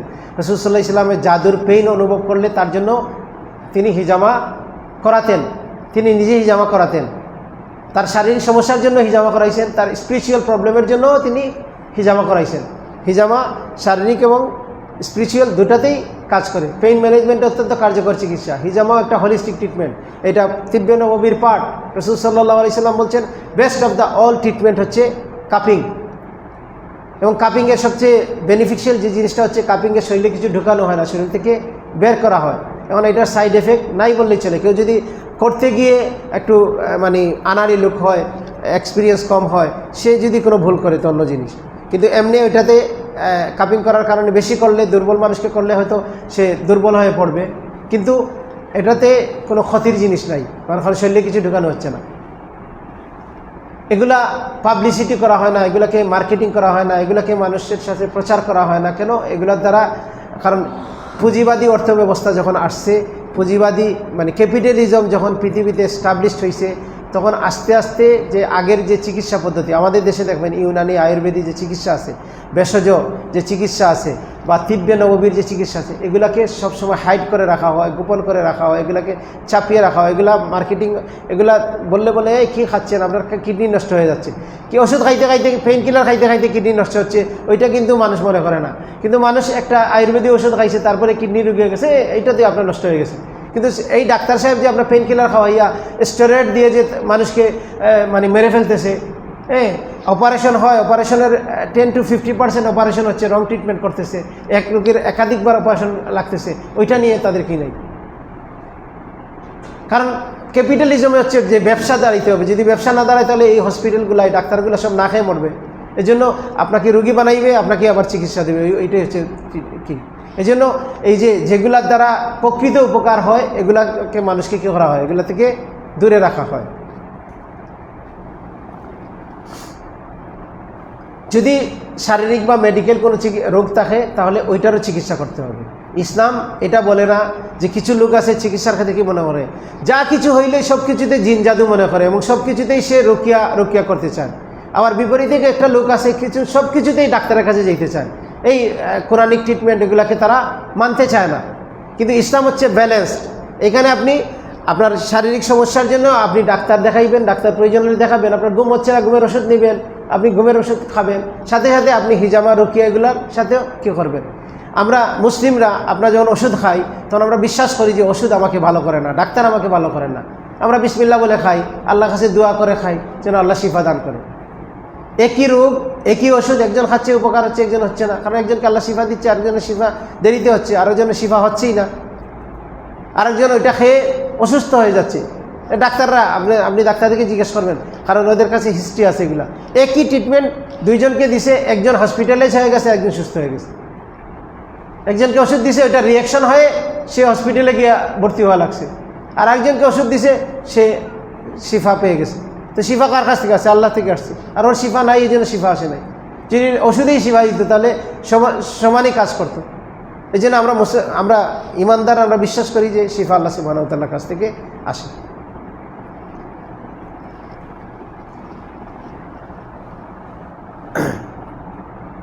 তা আমরা এটা বলতে পারি, লক্ষণ দেখে ধারণা নেওয়া যাবে, কিন্তু এটা নিশ্চিত হয়ে দাবি করা যাবে না যে শিওর আপনি জিন আঘাত করছে, শিওর আপনি নিশ্চিত আপনি জাদুগ্রস্ত, নিশ্চিত আপনি এটার দ্বারা হয়েছে, এরকম বলা যাবে না। জিনের কাছ থেকে সাহায্য নেওয়া, রাসূল সাল্লাল্লাহু আলাইহি ওয়াসাল্লাম আল্লাহ সুবহানাহু ওয়া তাআলা কোরআনে সূরা জিনের মধ্যে বলছেন জিনের কাছ থেকে সাহায্য নেওয়া নিষেধ। আল্লাহ সুবহানাহু ওয়া তাআলা বলছেন মানুষ জিনের কাছ থেকে সাহায্য নিতে, এর জন্য জিনেরা গর্ববোধ করত, অহংকার করত। আর আজকের রাকিরা কি করতেছে, জিনে কথা বলতেছে, কথা বললে ওইটাকে ভিডিও করতেছে, আর ওইটাই ওই জিনের ইনস্ট্রাকশন অনুযায়ী চিকিৎসা দিচ্ছে। তাহলে কি করতেছে, সে ইনডাইরেক্টলি জিনের সাহায্য নিয়ে কাজ করতেছে, আর ওইটা ইসলামে হারাম বা কুফরি।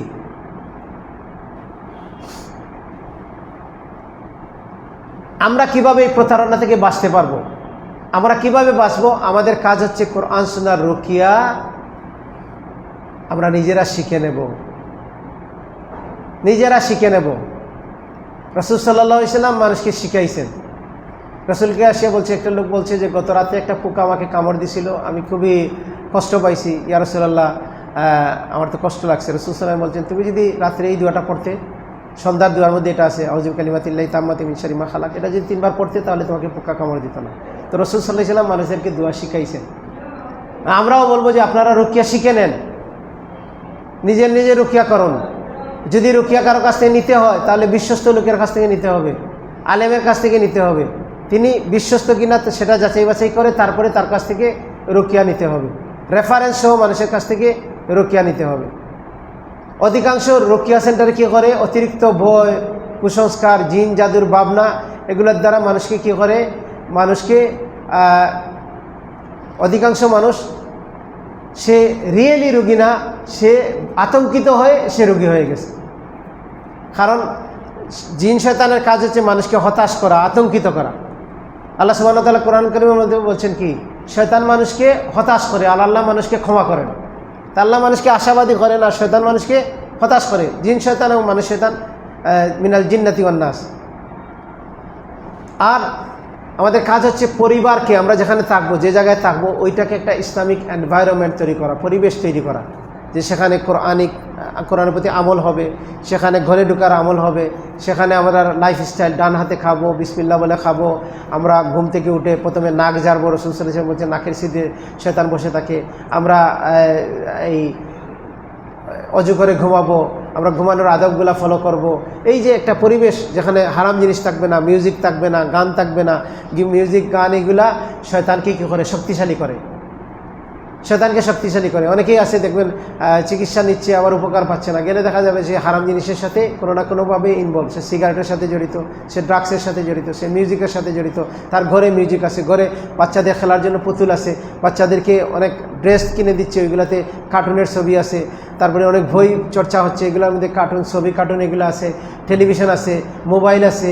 হ্যাঁ, এগুলার কারণে কি হয় যে চিকিৎসা ব্যাহত হয়। তো বলে যে অনেক দিন থেকে করতেছি, উপকার পাচ্ছি না। কারণ আপনি তো কী করতে হবে, আপনার যেগুলা ক্ষতি করে বা এই রুকিয়ার চিকিৎসাকে নষ্ট করে দেয়, সেগুলোকে আপনি বন্ধ করতে হবে। তো এই জন্য একটা পরিবেশ দরকার যেখানে শয়তানের শক্তি কমে যায়। রাসূল সাল্লাল্লাহু আলাইহি ওয়াসাল্লাম কী বলছেন, একজন আসিয়া বলতেছিল শয়তান সম্পর্কে, বলতেছিল যে শয়তান এই করছে সেই করছে, তখন রাসূল সাল্লাল্লাহু আলাইহি ওয়াসাল্লাম বলছেন শয়তান একটা হাতির মতো হয়ে গেছে। শয়তান তার প্রশংসা শুনলে কি হয়, তার পাওয়ার, তার শক্তির কথা শুনলে সে হাতির মতো বড় হয়ে যায়। তখন রাসূল সাল্লাল্লাহু আলাইহি ওয়াসাল্লাম বলছেন তুমি যদি বিসমিল্লাহ বলো তাহলে সে মাছির মতো হয়ে যাবে, ছোটো হয়ে যাবে। এই জন্য রাসূল সাল্লাল্লাহু আলাইহি ওয়াসাল্লাম বিসমিল্লাহ বলতে বলছেন, যে যাত্রাপথে যদি কখনো হেঁচট খায় বাহন তাহলে বিসমিল্লাহ বলতে বলছেন। রাসূল সাল্লাল্লাহু আলাইহি ওয়াসাল্লাম বলছেন আমরা যখন শরীর থেকে কাপড় খুলি তো কী বলতে হবে, আল্লাহর নাম নিলে বিসমিল্লাহ বললে শয়তান কি হবে, অন্ধ হয়ে যাবে, শয়তান আমাদেরকে দেখবে না। তো শয়তানের নজর আছে, রাসূল সাল্লাল্লাহু আলাইহি ওয়াসাল্লামের দোয়া থেকে প্রমাণ হয় যে রাসূল সাল্লাল্লাহু আলাইহি ওয়াসাল্লাম শয়তানের নজর থেকে আশ্রয় প্রার্থনা করছেন, জিনের নজর থেকে। তো জিনের নজর আছে, তো জিনের নজর থেকে আমাদেরকে বাঁচতে হবে। আমরা কাপড় খুলি, টয়লেটে খুলি, ঘরের মধ্যে খুলি, মহিলারা বেপর্দা চলতেছে, সতর খুলে চলতেছে, ওইখানে আল্লাহর নাম নাই, তাহলে সেখানে সে আক্রান্ত হতে পারে। রাসূল সাল্লাল্লাহু আলাইহি ওয়াসাল্লাম কালকে আজকে একটা বাচ্চা নিয়ে আসছে। বাচ্চা কীভাবে অসুস্থ হয়েছে, একদিন বাবার সাথে রাত্রে বাজারে গেছে, তারপরে আসিয়ে উল্টাপাল্টা করতেছে। বাচ্চার বয়স হবে 3-4 বছর। আবার আরেকদিন ঘটনা হয়েছে, কি দাদি ছাদ থেকে কাপড় আনতে যাবে, ছাদ থেকে কাপড় আনতে যাবে, তো বাচ্চা কান্না শুরু করছে যে দাদি আমি তো তোমার সাথে যাব। তো দাদি বাচ্চাকে নিয়ে চলে গেছে ছাদের মধ্যে কাপড় আনতে। এখন সে রাত্রে বাসায় আসার পরে এখন সে বলতেছে সে ছাদে যাবে, উল্টাপাল্টা কথা বলতেছে। তার কথা এখনও মানে ক্লিয়ার হয় নাই, কিন্তু সে দেখা যাচ্ছে যে এখন স্পষ্ট করে অনেক কথা বলতেছে এবং সে উল্টাপাল্টা কথা বলতেছে, কান্নাকাটি করতেছে। তো আমাকে ফোন করে প্রথমে বলছিল, তা আমি বললাম যে হাদিসে এইভাবে রাসূল সাল্লাল্লাহু আলাইহি ওয়াসাল্লাম নিষেধ করছেন যে সূর্য যখন অস্ত যায় তখন বাচ্চাদেরকে ঘরের বাইরে নিয়ে যেতে নিষেধ করছেন, কারণ শয়তান ওই সময় বাইর হয় এবং শয়তান বেশি আক্রমণ করে বাচ্চাদেরকে, বদনজর আক্রান্ত হয় বেশি বাচ্চারা, তারপরে শয়তান বাচ্চাদেরকে অ্যাটাক করে। আলহামদুলিল্লাহ ওই লোককে বলে দিলাম যে এই আমল করবেন। তো তিনি আসিয়া আমাকে রিপোর্ট দিচ্ছে যে আপনি যেগুলো বলতেছিলেন সূরা ফাতিহা, আয়াতুল কুরসি, সূরা ইখলাস, ফালাক, নাস, ওগুলোই বলছিলাম যে আপনি বাচ্চাকে সামনে নিয়ে এগুলো পড়বেন। তো বাচ্চা যখন কান্নাকাটি করতেছিল গত রাত্রে, তো তিনি এই দোয়াগুলো পড়লো, তাকে পড়ার সাথে সাথে একটু পরে ঘুমাই গেছে। যে বাচ্চা একটু আগে কাঁদতেছিল, ঘুমাচ্ছিল না, ঘুম চোখের মধ্যে, কিন্তু ঘুম আসতেছিল না, যখন কোরআন তেলাওয়াত শুরু করছে সাথে সাথে সে ভালো হয়ে গেছে। আলহামদুলিল্লাহ, এটা মিরাকল, এটা হচ্ছে কোরআনের একটা মুজেজা। আল্লাহ বলছে কোরআন হচ্ছে শিফা। আল্লাহু আকবার। ইমানদারদেরকে কী করে, এগুলা ইমানটাকে বৃদ্ধি করে দেয়। তো শেষ কথা হচ্ছে যে নাটক, সিনেমা, চিৎকার, যন্ত্রপাতি, ধোয়া, তাবিজ, এগুলা কোনোটাই রুকিয়া না। রুকিয়া হচ্ছে কোরআন দিয়ে, রুকিয়া হচ্ছে দোয়া দিয়ে, রুকিয়া হচ্ছে তাওয়াক্কুলের মাধ্যমে, রুকিয়া হচ্ছে আল্লাহর সাথে সম্পর্ক উন্নয়নের মাধ্যমে, রুকিয়া হচ্ছে কোরআন সুন্নাহ ভিত্তিক আমলের মাধ্যমে, রুকিয়া হচ্ছে কোরআন সুন্নাহ ভিত্তিক যে এই সাপ্লিমেন্টারি আছে সেগুলা ব্যবহারের মাধ্যমে এই রুকিয়া। দিন সহজ, দিন এবার সহজ জিনিস, দিন আম জিনিস, এটাকে খাস করে স্পেশালি কারোর জন্য এটা দেওয়া হয় নাই। সুফিরা যেরকম বলে যে আলী রাদিয়াল্লাহু আনহুকে শুধু সুফিজম শেখানো হয়েছে, আর কোনো সাহাবীকে শেখানো হয় না। তাদের সব কিছু হচ্ছে আলী, হাসান বসরি দিয়ে আলী একটা সনদ বানাইছে, এই সনদে সব কিছু সুফিজম আসে। মানে এমন কিছু জ্ঞান আছে যেটা আলী রাদিয়াল্লাহু আনহুকে দেওয়া হয়েছে, অন্য সাহাবীকে দেওয়া হয় না। এটা রাসূল সাল্লাল্লাহু আলাইহি ওয়াসাল্লামের উপর একটা কি অপবাদ, একটা তহমত।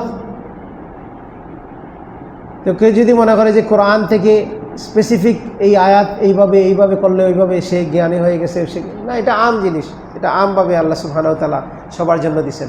ইম্পর্টেন্ট জিনিস, ইসলাম সব গুরুত্বপূর্ণ জিনিসকে আল্লাহ সুবহানাহু ওয়া তাআলা কী করছেন, আম করে দিয়েছেন, সাধারণ করে দিয়েছেন, সবার জন্য করে দিয়েছেন। বাতাস ইম্পর্টেন্ট জিনিস, আলো ইম্পর্টেন্ট জিনিস, আল্লাহ সুবহানাহু ওয়া তাআলা এটা সবার জন্য করে দিয়েছেন। আল্লাহ হচ্ছে রহমান এবং রহিম। আল্লাহর একটা মার্সি হচ্ছে জেনারেল মার্সি, একটা হচ্ছে স্পেশাল মার্সি। জেনারেল মার্সি সবার জন্য সমান, কিন্তু স্পেশাল মার্সিটা হচ্ছে মুমিনদের জন্য। এই জন্য কোরআন দিয়ে যারা চিকিৎসা করবে, কোরআন দিয়ে যারা উপকার পাবে, তারা হচ্ছে স্পেশাল মার্সিফুল মানুষ। আল্লাহ যাদেরকে হেদায়েত দিয়েছে তারা স্পেশাল মার্সিফুল মানুষ। আল্লাহ জান্নাতীদের জন্য, মুমিনদের জন্য আখেরাতে স্পেশাল মার্সি করবেন, সেদিন তিনি রহিম। আর রহমান হচ্ছে সবার জন্য। এই জন্য কোরআন দ্বারা কারা শিফা পাবে, ওয়ানুনাজ্জিলু মিনাল কোরআনি মা হুয়া শিফাউ ওয়া রাহমাতুল লিল মুমিনিন, মুমিনদের জন্য শিফা, ঈমানদারদের জন্য শিফা। যেন ঈমান যার যত বেশি স্ট্রং হবে সে তত বেশি উপকার পাবে। এবং অনেক মানুষ হতাশ হয়ে যায়, আমি তো আমল করতেছি, আমি এগুলো করতেছি, আমার এত দিন সময় লাগতেছে কেন? আমরা কি রাসূল সাল্লাল্লাহু আলাইহি সাল্লাম জাদুগ্রস্ত হইলেন, পরের দিন চাইলে আল্লাহ সুবহানাহু ওয়া তাআলা ওহী পাঠাইতে পারতেন না? কিন্তু একটা সময়ের পরে ওহী আসছে, স্বপ্নে দেখানো হয়েছে কে জাদু করছে, তারপরে চিকিৎসা দেওয়া হয়েছে। কিছুদিন রাসূল সাল্লাল্লাহু আলাইহি সাল্লাম কষ্ট করছেন, তারপরে আল্লাহ সুবহানাহু ওয়া তাআলা নির্দিষ্ট সময়ে শিফা আসছে। আইয়ুব আলাইহিস সালাম পরের দিন তো আল্লাহ সুস্থ বানিয়ে দিতে পারতেন, কিন্তু একটা নির্দিষ্ট সময়ের পরে আল্লাহ সুবহানাহু ওয়া তাআলা তাকে শিফা দান করছেন। আর এই কথাই আল্লাহ সুবহানাহু ওয়া তাআলা বলছেন, আল্লাহ যে অবাশশিরিস সাবিরিন, ধৈর্যশীলদের জন্য সুসংবাদ। তো সাথে সাথে হইলে তো আপনার ধৈর্য পরীক্ষা হইল না। এবং যারা ঈমানদার দাবি করবে তাদেরকে আরও আল্লাহ সুবহানাহু ওয়া তাআলা পরীক্ষা আরও বেশি হবে। রাসূল সাল্লাল্লাহু আলাইহি সাল্লাম কি বলছেন যে পৃথিবীতে সবচেয়ে বেশি পরীক্ষিত হয়েছেন কারা?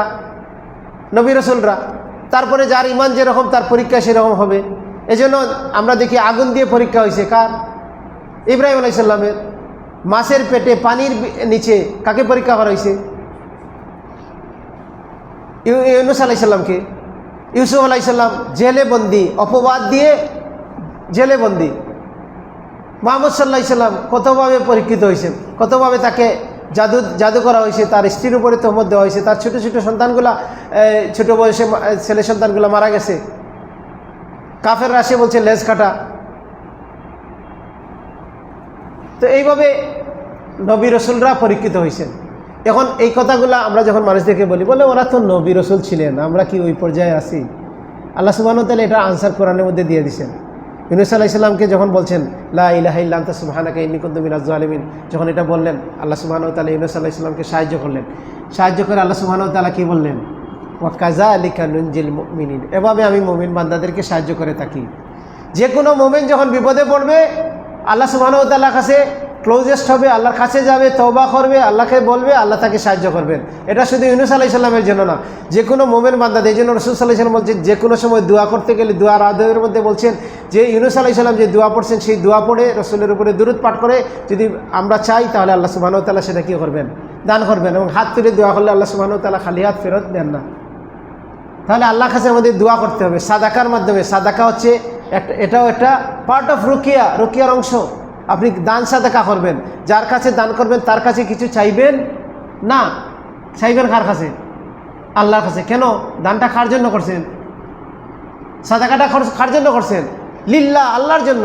তাহলে যার কাছে দিছেন তাকে যদি তার কাছে দিয়ে আপনি চেয়ে নেন তাহলে তো আপনি দুয়ার বিনিময়ে দান করলেন, তাকে কাজে লাগাই দিলেন। আপনি কি করবেন? এই জন্য দান করে খুঁটা দেওয়া হারাম, দান নষ্ট হয়ে যায়। তো দান দিছেন কার জন্য? আল্লাহর জন্য। তাকে খুঁটা দেবেন কেন? আপনি আল্লাহকে বলবেন। আল্লাহ সুবহানাহু ওয়া তাআলা রাসূল সাল্লাল্লাহু আলাইহি ওয়াসাল্লামের মাধ্যমে আমাদেরকে জানাই দিয়েছেন সহিহ বুখারীর ঘটনা। 3 জন ব্যক্তি গুহার মধ্যে আশ্রয় নিয়েছিল, বিপদে পড়ছিল। তারপরে তারা তাদের নেক আমলগুলা কার কাছে উপস্থাপন করছিল? আল্লাহ সুবহানাহু ওয়া তাআলার কাছে। তা আপনি আমি যদি বিপদে পড়ি তাহলে আল্লাহ সুবহানাহু ওয়া তাআলাকে আমাদের নেক আমল উপস্থাপন করব, আল্লাহর কাছে দোয়া চাইব। তো এই যে দোয়া হচ্ছে চিকিৎসা, দান হচ্ছে সাদাকা করবেন, তারপরে আল্লাহ সাদাকা বালা মুসিবত দূর করে দেয়। এই জন্য ইসলামের এই জিনিসগুলো আমভাবে দেওয়া আছে, যেন আমরা কোরআন সুন্নাহ থেকে চিকিৎসা গ্রহণ করার চেষ্টা করি। আল্লাহ সুবহানাহু ওয়া তাআলা আমাদেরকে কোরআনিক চিকিৎসা গ্রহণ করার, সুন্নাহভিত্তিক চিকিৎসা গ্রহণ করার তৌফিক দান করুন এবং প্রতারণা এগুলা থেকে আমাদেরকে হেফাজত করুন। আর প্রতারণা ধরতে হলে, প্রতারণা জানতে হলে আপনাকে নলেজ অর্জন করতে হবে, জ্ঞান অর্জন করতে হবে। আলহামদুলিল্লাহ এখন অনেকগুলা বই পাওয়া যায় বাজারে, যেগুলোর মাধ্যমে আপনি চিকিৎসা গ্রহণ করতে পারবেন। আলহামদুলিল্লাহ অনুবাদ হয়েছে অনেকগুলা। শেখ আব্দুল ওয়াহিদ বালির একটা বই আছে, তারপরে জিন ও জিন কেন্দ্রিক অসুস্থতা বই আছে, তারপরে সাইফুদ্দিন বেলাল হাফিজাউল্লাহ ওনার একটা বই আছে, তারপরে আপনি রোকিয়া নামে একটা বই আছে আবদুল্লাহ মাহমুদের, তারপরে অনেকগুলা বই আছে। আবার অনেকগুলা রোকিয়া নামে বিভ্রান্তিকর, সালাফদের রোকিয়া নামে একটা বই আছে বিভ্রান্তিকর।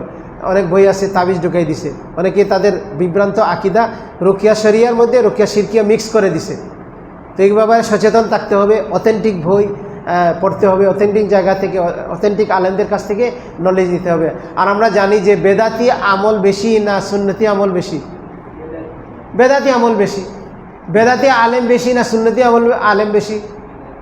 বেদাতি আলেম বেশি। ঠিক অনুরূপভাবে বেদাতি শিরকি রোকিয়াকারী বা রোকিয়ার সাথে জড়িত লোকেরা সংখ্যা বেশি। বেদাতি শিরকি কুফরি রোকিয়ার 6 লাভ সর্বত্র। এই জায়গায় আপনি দামি জিনিস, ভালো জিনিস, এটা দামি জিনিস কি জিনিসকে খুঁজে বাইর করতে হয়, দামি জিনিস সংরক্ষিত থাকে। এই জন্য ইসলামের বিভ্রান্ত দল বেশি না প্রকৃত দল বেশি? 72টাই বিভ্রান্ত আর একটা হচ্ছে প্রকৃত। তাহলে প্রকৃত দিন যেমন আপনাকে খুঁজে তালাশ করে বাইর করতে হয়, প্রকৃত ইবাদত যেমন আপনাকে খুলে তালাশ করে বের করতে হয়, প্রকৃত রুকিও আপনাকে তালাশ করে বের করতে হবে এবং সেটা অর্জন করতে হবে। নিজেরা আমল করবেন, নিজেরা সেলফ রুকিয়া করার চেষ্টা করবেন। আমরা এনকারেজ করি মানুষদেরকে সেলফ রুকিয়া করার জন্য, আমরা শিখিয়ে দিই সেলফ রুকিয়া। আপনারা যারা শুনতেছেন আজকে অনেকগুলো বিষয় নিয়ে আলোচনা হলো, আপনি এখন সেলফ রুকিয়ার বিষয়গুলো আপনি চ্যাট জিপিটিকেও বললে পেয়ে যাবেন, আপনি বিভিন্ন সোর্সের মাধ্যমে পেয়ে যাবেন সেলফ রুকিয়া কি। সেলফ রুকিয়া নিজে নিজে রুকিয়া করবেন। আপনি আপনার আত্মীয় স্বজন যে করতে পারে না, এরকম যদি হয়, বাচ্চা হলে তার জন্য রুকিয়া করা বৈধ। রাসূল সাল্লাল্লাহু আলাইহি ওয়াসাল্লাম রুকিয়া করতে বলছেন। সে যদি সে আনেবল, সে কোরআন পড়তে পারে না বা রুকিয়া করতে পারে না, তাহলে আপনি তাকে রুকিয়া করে দেবেন বা গার্ডিয়ানদেরকে শিখিয়ে দিবেন যে এইগুলা রুকিয়া করেন। আর একান্ত যদি প্রয়োজন হয় তাহলে আপনি রুকিয়া সেন্টার বা রাকিদের কাছে যাইতে পারেন, তাহলে আপনি সেখানে প্রতারণা থেকে বেঁচে থাকার চেষ্টা করবেন। অথেন্টিক রুকিয়া সেন্টার বা রাকিকে চেষ্টা করবেন, যারা ব্যবসা হিসাবে রুকিয়াকে নেয় নাই, যে বার্গেনিং করবে, অবশ্যই মানুষকে জিম্মি করে সে পয়সা আদায় করবে। আল্লাহ সুবহানাহু ওয়া তাআলা আমাদেরকে হেফাজত করুন। আল্লাহ সুবহানাহু ওয়া তাআলা আমাদেরকে প্রকৃত রুকিয়ার সাথে থাকার, এই বিষয়ে জ্ঞান অর্জন করার, এই বিষয়ে আমাদের আমল করার তৌফিক দান করুন। আমি যেটা বললাম, আমাকে আমল করার তৌফিক দান করুন। সব ধরনের প্রতারণা এগুলো থেকে আল্লাহ সুবহানাহু ওয়া তাআলা আমাকে হেফাজত করুন, আমাদের পরিবারকে হেফাজত করুন, আমাদের পরিবারকে হেফাজত করুন। আল্লাহ সুবহানাহু ওয়া তাআলা মুসলিম উম্মাহকে দিনের প্রকৃত জ্ঞান অর্জন করার এবং সেই প্রকৃত নলেজের উপরে স্টাবলিশড বা প্রতিষ্ঠিত থাকার তৌফিক দান করুন। সাল্লাল্লাহু আলা নবিনা মুহাম্মদ ওয়া আলা আলিহি ওয়া আসহাবিহি ওয়াসাল্লাম। সুবহানাকাল্লাহুম্মা ওয়া বিহামদিকা আশহাদু আল্লা ইলাহা ইল্লা আনতা আস্তাগফিরুকা ওয়া আতুবু ইলাইক। আর কোনো প্রশ্ন আছে? জি বলেন। সরি,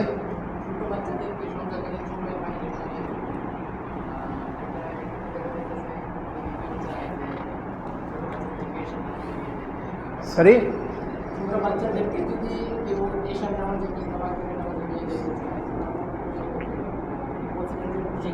রাসূল সাল্লাল্লাহু আলাইহি সাল্লাম বলছেন আমাদেরকে যে সন্ধ্যার সময় সূর্যাস্ত যখন যায় তখন আমরা বাচ্চাদেরকে বাইরে নিয়ে যাব না। এখন আপনি ছোটো বাচ্চাদেরকে নিয়ে যেতে চাইতেছেন মসজিদে, তাহলে কি করবেন? আপনি আগে যাবেন, সূর্যাস্তের শুরু হওয়ার আগে মসজিদে চলে যাবেন যদি বাচ্চাকে নিয়ে যাইতে হয়। আর বাচ্চার জন্য তো এটা ফরজ না। যদি ফরজ না হয়ে থাকে, এরকম পর্যায়ে বাচ্চা থাকে, তাহলে আপনি ওই সময় নেবেন না। একটু রাত হলে বাচ্চাকে নিয়ে যাইতে পারবেন, এশার নামাজে নিয়ে যাইতে পারবেন। রাসূল সাল্লাল্লাহু আলাইহি ওয়াসাল্লাম এই হাদিসের মধ্যে বলছেন যে একটু রাত হলে তাদেরকে ছেড়ে দাও, মানে সন্ধ্যার সময় তাদেরকে আটকে রাখো, আর একটু রাত হলে তাদেরকে ছেড়ে দাও। একটু রাত হলে তখন জিন শয়তান তাদের চলাফেরা কি হয়ে যায়, বন্ধ হয়ে যায়, তখন আপনি তাদেরকে কি করতে পারবেন। আর আমরা বাচ্চাদেরকে সবসময় তো প্রোটেক্টেড হিসেবে রাখতে হবে। রুকিয়ার আমলগুলো করবেন, আপনার বাচ্চা হোক বা আপনার ছোটো ভাই বা যাই হোক না কেন, তাকে আপনি নিয়মিত আউযু বিকালিমাতিল্লাহি তাম্মাতি মিন কুল্লি শাইতানিন হাম্মাতিন মিন কুল্লি আইনিন লাম্মা এটা পড়ে রুকিয়া করবেন, সূরা ফালাক নাস পড়বেন। এটা কয়েকভাবে করা যায়। রাসূল সাল্লাল্লাহু আলাইহি ওয়াসাল্লাম কখনো টাচ করে করছেন, কখনো ফুঁক দিছেন, নিঃশ্বাস দিছেন, আবার কখনো তিনি দূর থেকে করছেন। দূর থেকে করা যায়, তিনভাবে করা যায়। আশা করি বুঝতে পারছেন। আর কারো কোনো প্রশ্ন?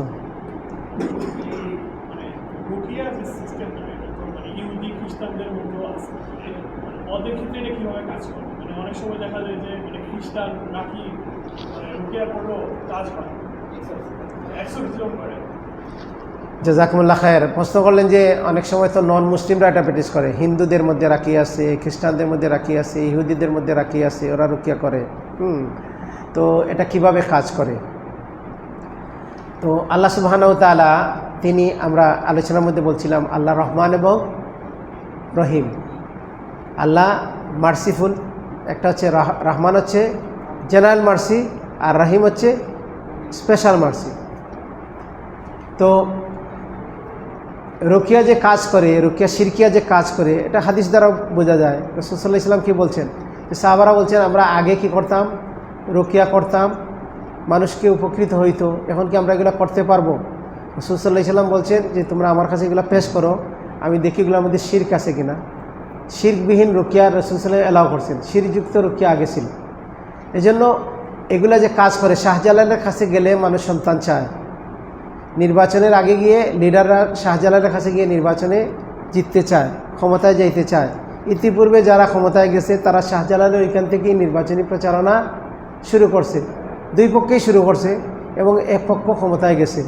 তো শাহজালালের কাছে চাইয়াও তো ক্ষমতায় যাওয়া যায়, কিন্তু এটা ক্ষমতায় যাইল কীভাবে?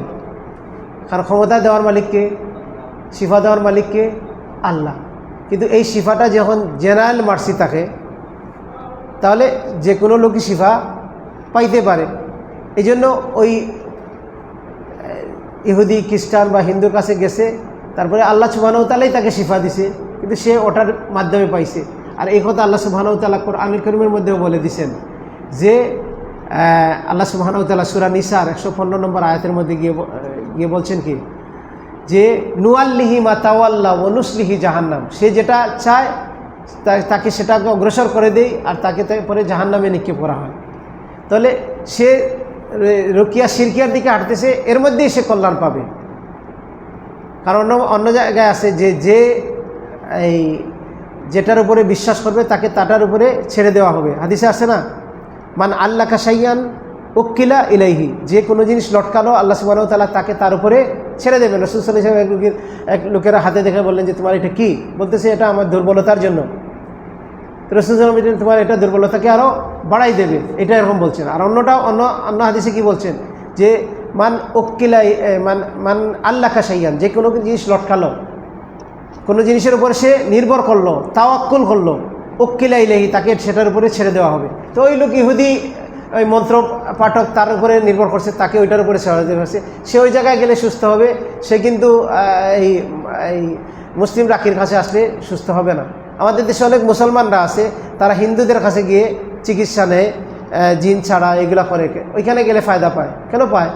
আল্লাহ দেন, কিন্তু আল্লাহ ওইখানে কী করেন? পরীক্ষা করেন। একটা লোক এসে বলতেছে যে শাহজালালের কাছে তার এলাকায় একটা লোক সন্তান চাইছে, সন্তান পেয়ে গেছে, তারপরে এখন তারা ওই ছেলেকে এলাকার লোকেরা বলে সিলেটি সন্তান, বরিশালের ওই দিকগুঞ্জার বাড়ি, বলে সিলেটি সন্তান। এখন ওই ঘটনার পরে থেকে ওই এলাকার যাদের বাচ্চা হচ্ছে না সবাই গাড়ি ভর্তি করে সন্তান চাওয়ার জন্য শাহজালাল এখানে আসছে, কিন্তু সবাই তো পায় না। আল্লাহ এখানে পরীক্ষা করতেছেন, ওয়ালা নাবলুয়ান্নাকুম বিশাইইন, আল্লাহ পরীক্ষা করছেন, পরীক্ষা ওরা ফেল করছে। এই যে ইহুদি এদেরকে বিপদ দিয়ে পরীক্ষা করছেন, ওরা ফেল করতেছে। এবং ওই ইহুদিদেরকে দেখে আবার অনেক মুসলমানও গিয়ে তার পড়ে পড়ে তারও ইমান যাবে। তো পরীক্ষায় ফাঁস করতে হবে। আল্লাহ সুবহানাহু ওয়া তাআলা তাদেরকে বোঝার তৌফিক দান করুন। আরেকটা হাদিসে আছে যে সরাসরি 70,000 জানতে যারা জানবেন তারা তো একজন আছে যারা নিজের রোগী নিজে করে, এটা তো আমরা আলোচনার মধ্যে করছি। আলোচনার মধ্যে 70,000 লোক জান্নাতে যাবে ওইটা বলছি। ওইটা যে তারা কারো কাছে রুকিয়া চায় না, আল্লাহর উপরে তাওয়াক্কুল করে। রুকিয়া চায় না মানে কি? সে কাউকে গিয়ে বলে না যে আমাকে একটু রুকিয়া করে দাও, কিন্তু যদি আপনি আমাকে রুকিয়া করে দিলেন, আপনি জানলেন যে আমার মাথা ব্যথা করতেছে, মাথা ব্যথা করতেছে, মাথায় হাত দিয়ে একটা কী করে দিলেন, ওইটা রাসূল সাল্লাল্লাহু আলাইহি ওয়াসাল্লামকে জিবরাইল আলাইহিস সালাম করছেন, রাসূল সাল্লাল্লাহু অনেকে করছেন, আয়েশা রাদিয়াল্লাহু আনহা রাসূল থেকে ফায়দা নিছেন, রাসূল নিজে রুকিয়া করছেন। আমরা রুকিয়া করি না, ঘুমানোর সময় শরীর বন্ধ করে ঘুমাই, তো নিজের উপরে আমরা রুকিয়া করি না কোরআন দিয়ে, নিজের উপরে রুকিয়া করা যায়। কিন্তু ওই লোক কারো কাছে চায় না, আল্লাহর উপরে তাওয়াক্কুল করে। কিন্তু চাওয়া বৈধ আছে, অবৈধ জিনিস না। কিন্তু এটা হচ্ছে স্পেশাল, 70,000 লোক স্পেশাল, এটা বিশেষ শ্রেণীর স্পেশাল গ্রুপের লোক। ঠিক আছে ইনশাআল্লাহ।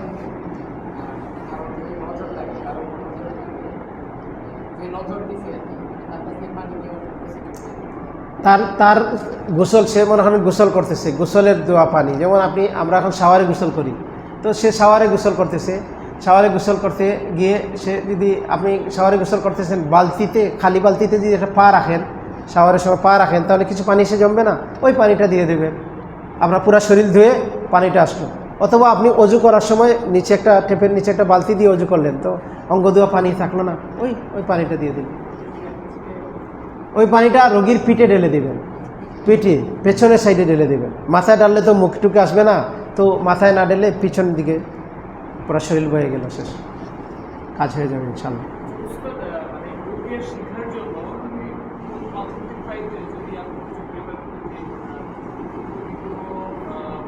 রুকিয়া নিয়ে যারা কাজ করে অথেন্টিকভাবে, আপনি যদি ইংলিশ স্পিকার আছে থিম হাম্বল, সে রুকিয়া নিয়ে কাজ করে, রুকিয়া ট্রেনিং দেয়, ফ্রি একটা তার ট্রেনিং কি আছে, এনরোলমেন্ট করে করা যায়, আপনি এখান থেকে করতে পারেন। হ্যাঁ, বাংলা ভাষায় তো এরকম রুকিয়া নিয়ে মানে শেখানোর জন্য এরকম কিছু করে না। আর আমরা শিখাই না কেন?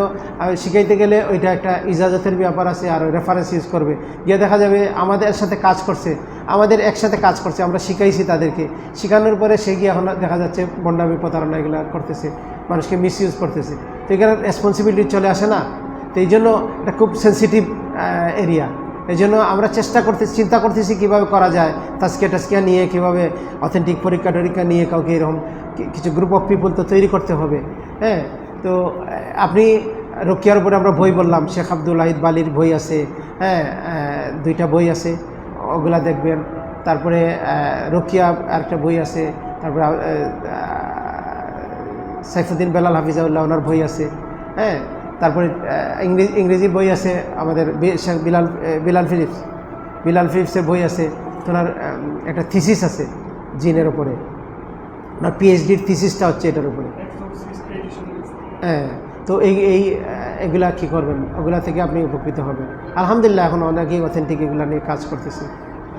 জাযাকুমুল্লাহ খাইর। তো আমরা এখন শেষ করে দিই।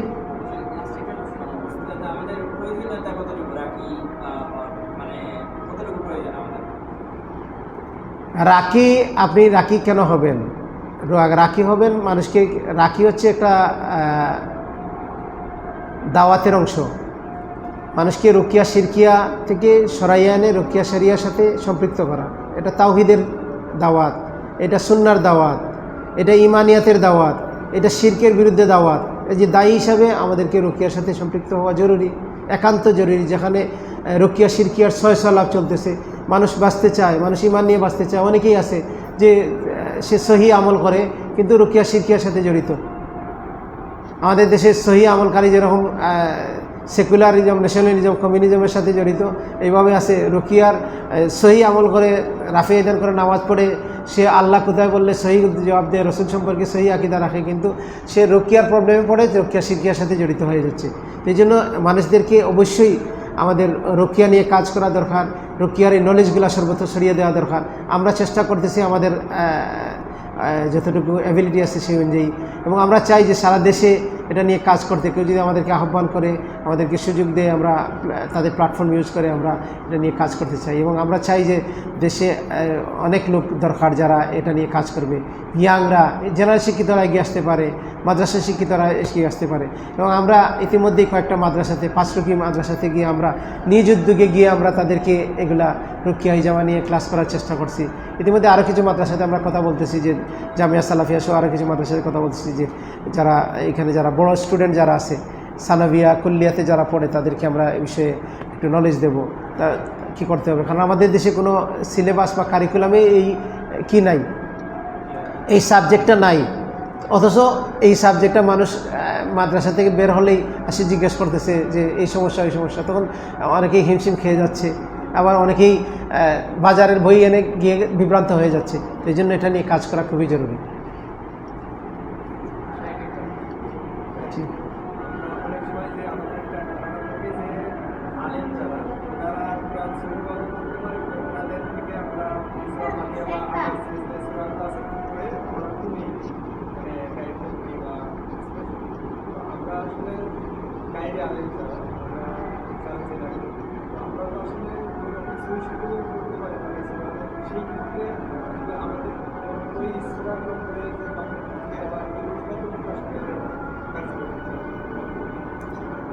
যে ঠিক আছে, আপনার কথা যে আমরা যারা কোরআন শুদ্ধ করে পড়তে পারি না, আমরা স্বাভাবিকভাবে দুর্বলতা থাকার কারণে আমরা যারা শুদ্ধ করে পড়তে পারে তাদের থেকে রুকিয়া করে অনেক জিনিস এনে আমরা ব্যবহার করতে চাই, কিন্তু আমরা যারা শুদ্ধ করে পড়তে পারি না। দেখেন, ইসলাম প্রত্যেকটা জিনিসের ফলাফল নির্ভর করে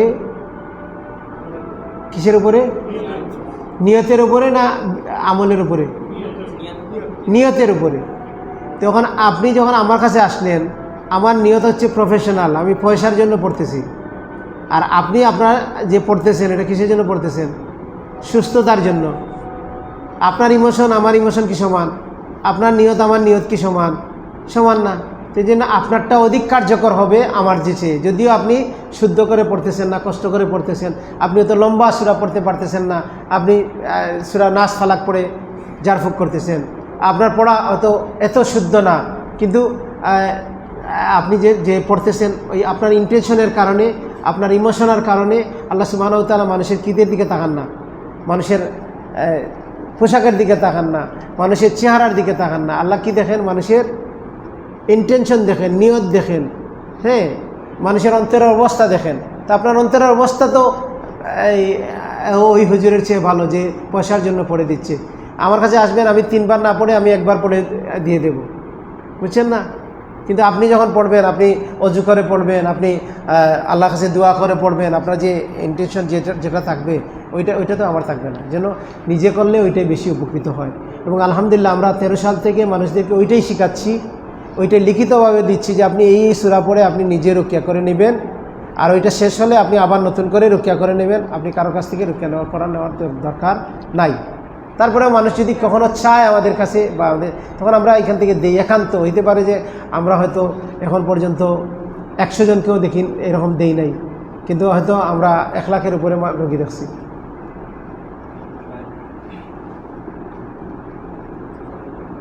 ঠিক আছে, ইনশাআল্লাহ আমরা শেষ করি। কাফারাতুল মাজলিস পড়ে সুবহানাকা আল্লাহুম্মা বিহামদিকা আশহাদু আল্লা ইলাহা ইল্লা আনতা আস্তাগফিরুকা ওয়া আতুবু ইলাইক। আসসালামু আলাইকুম ওয়া রাহমাতুল্লাহ।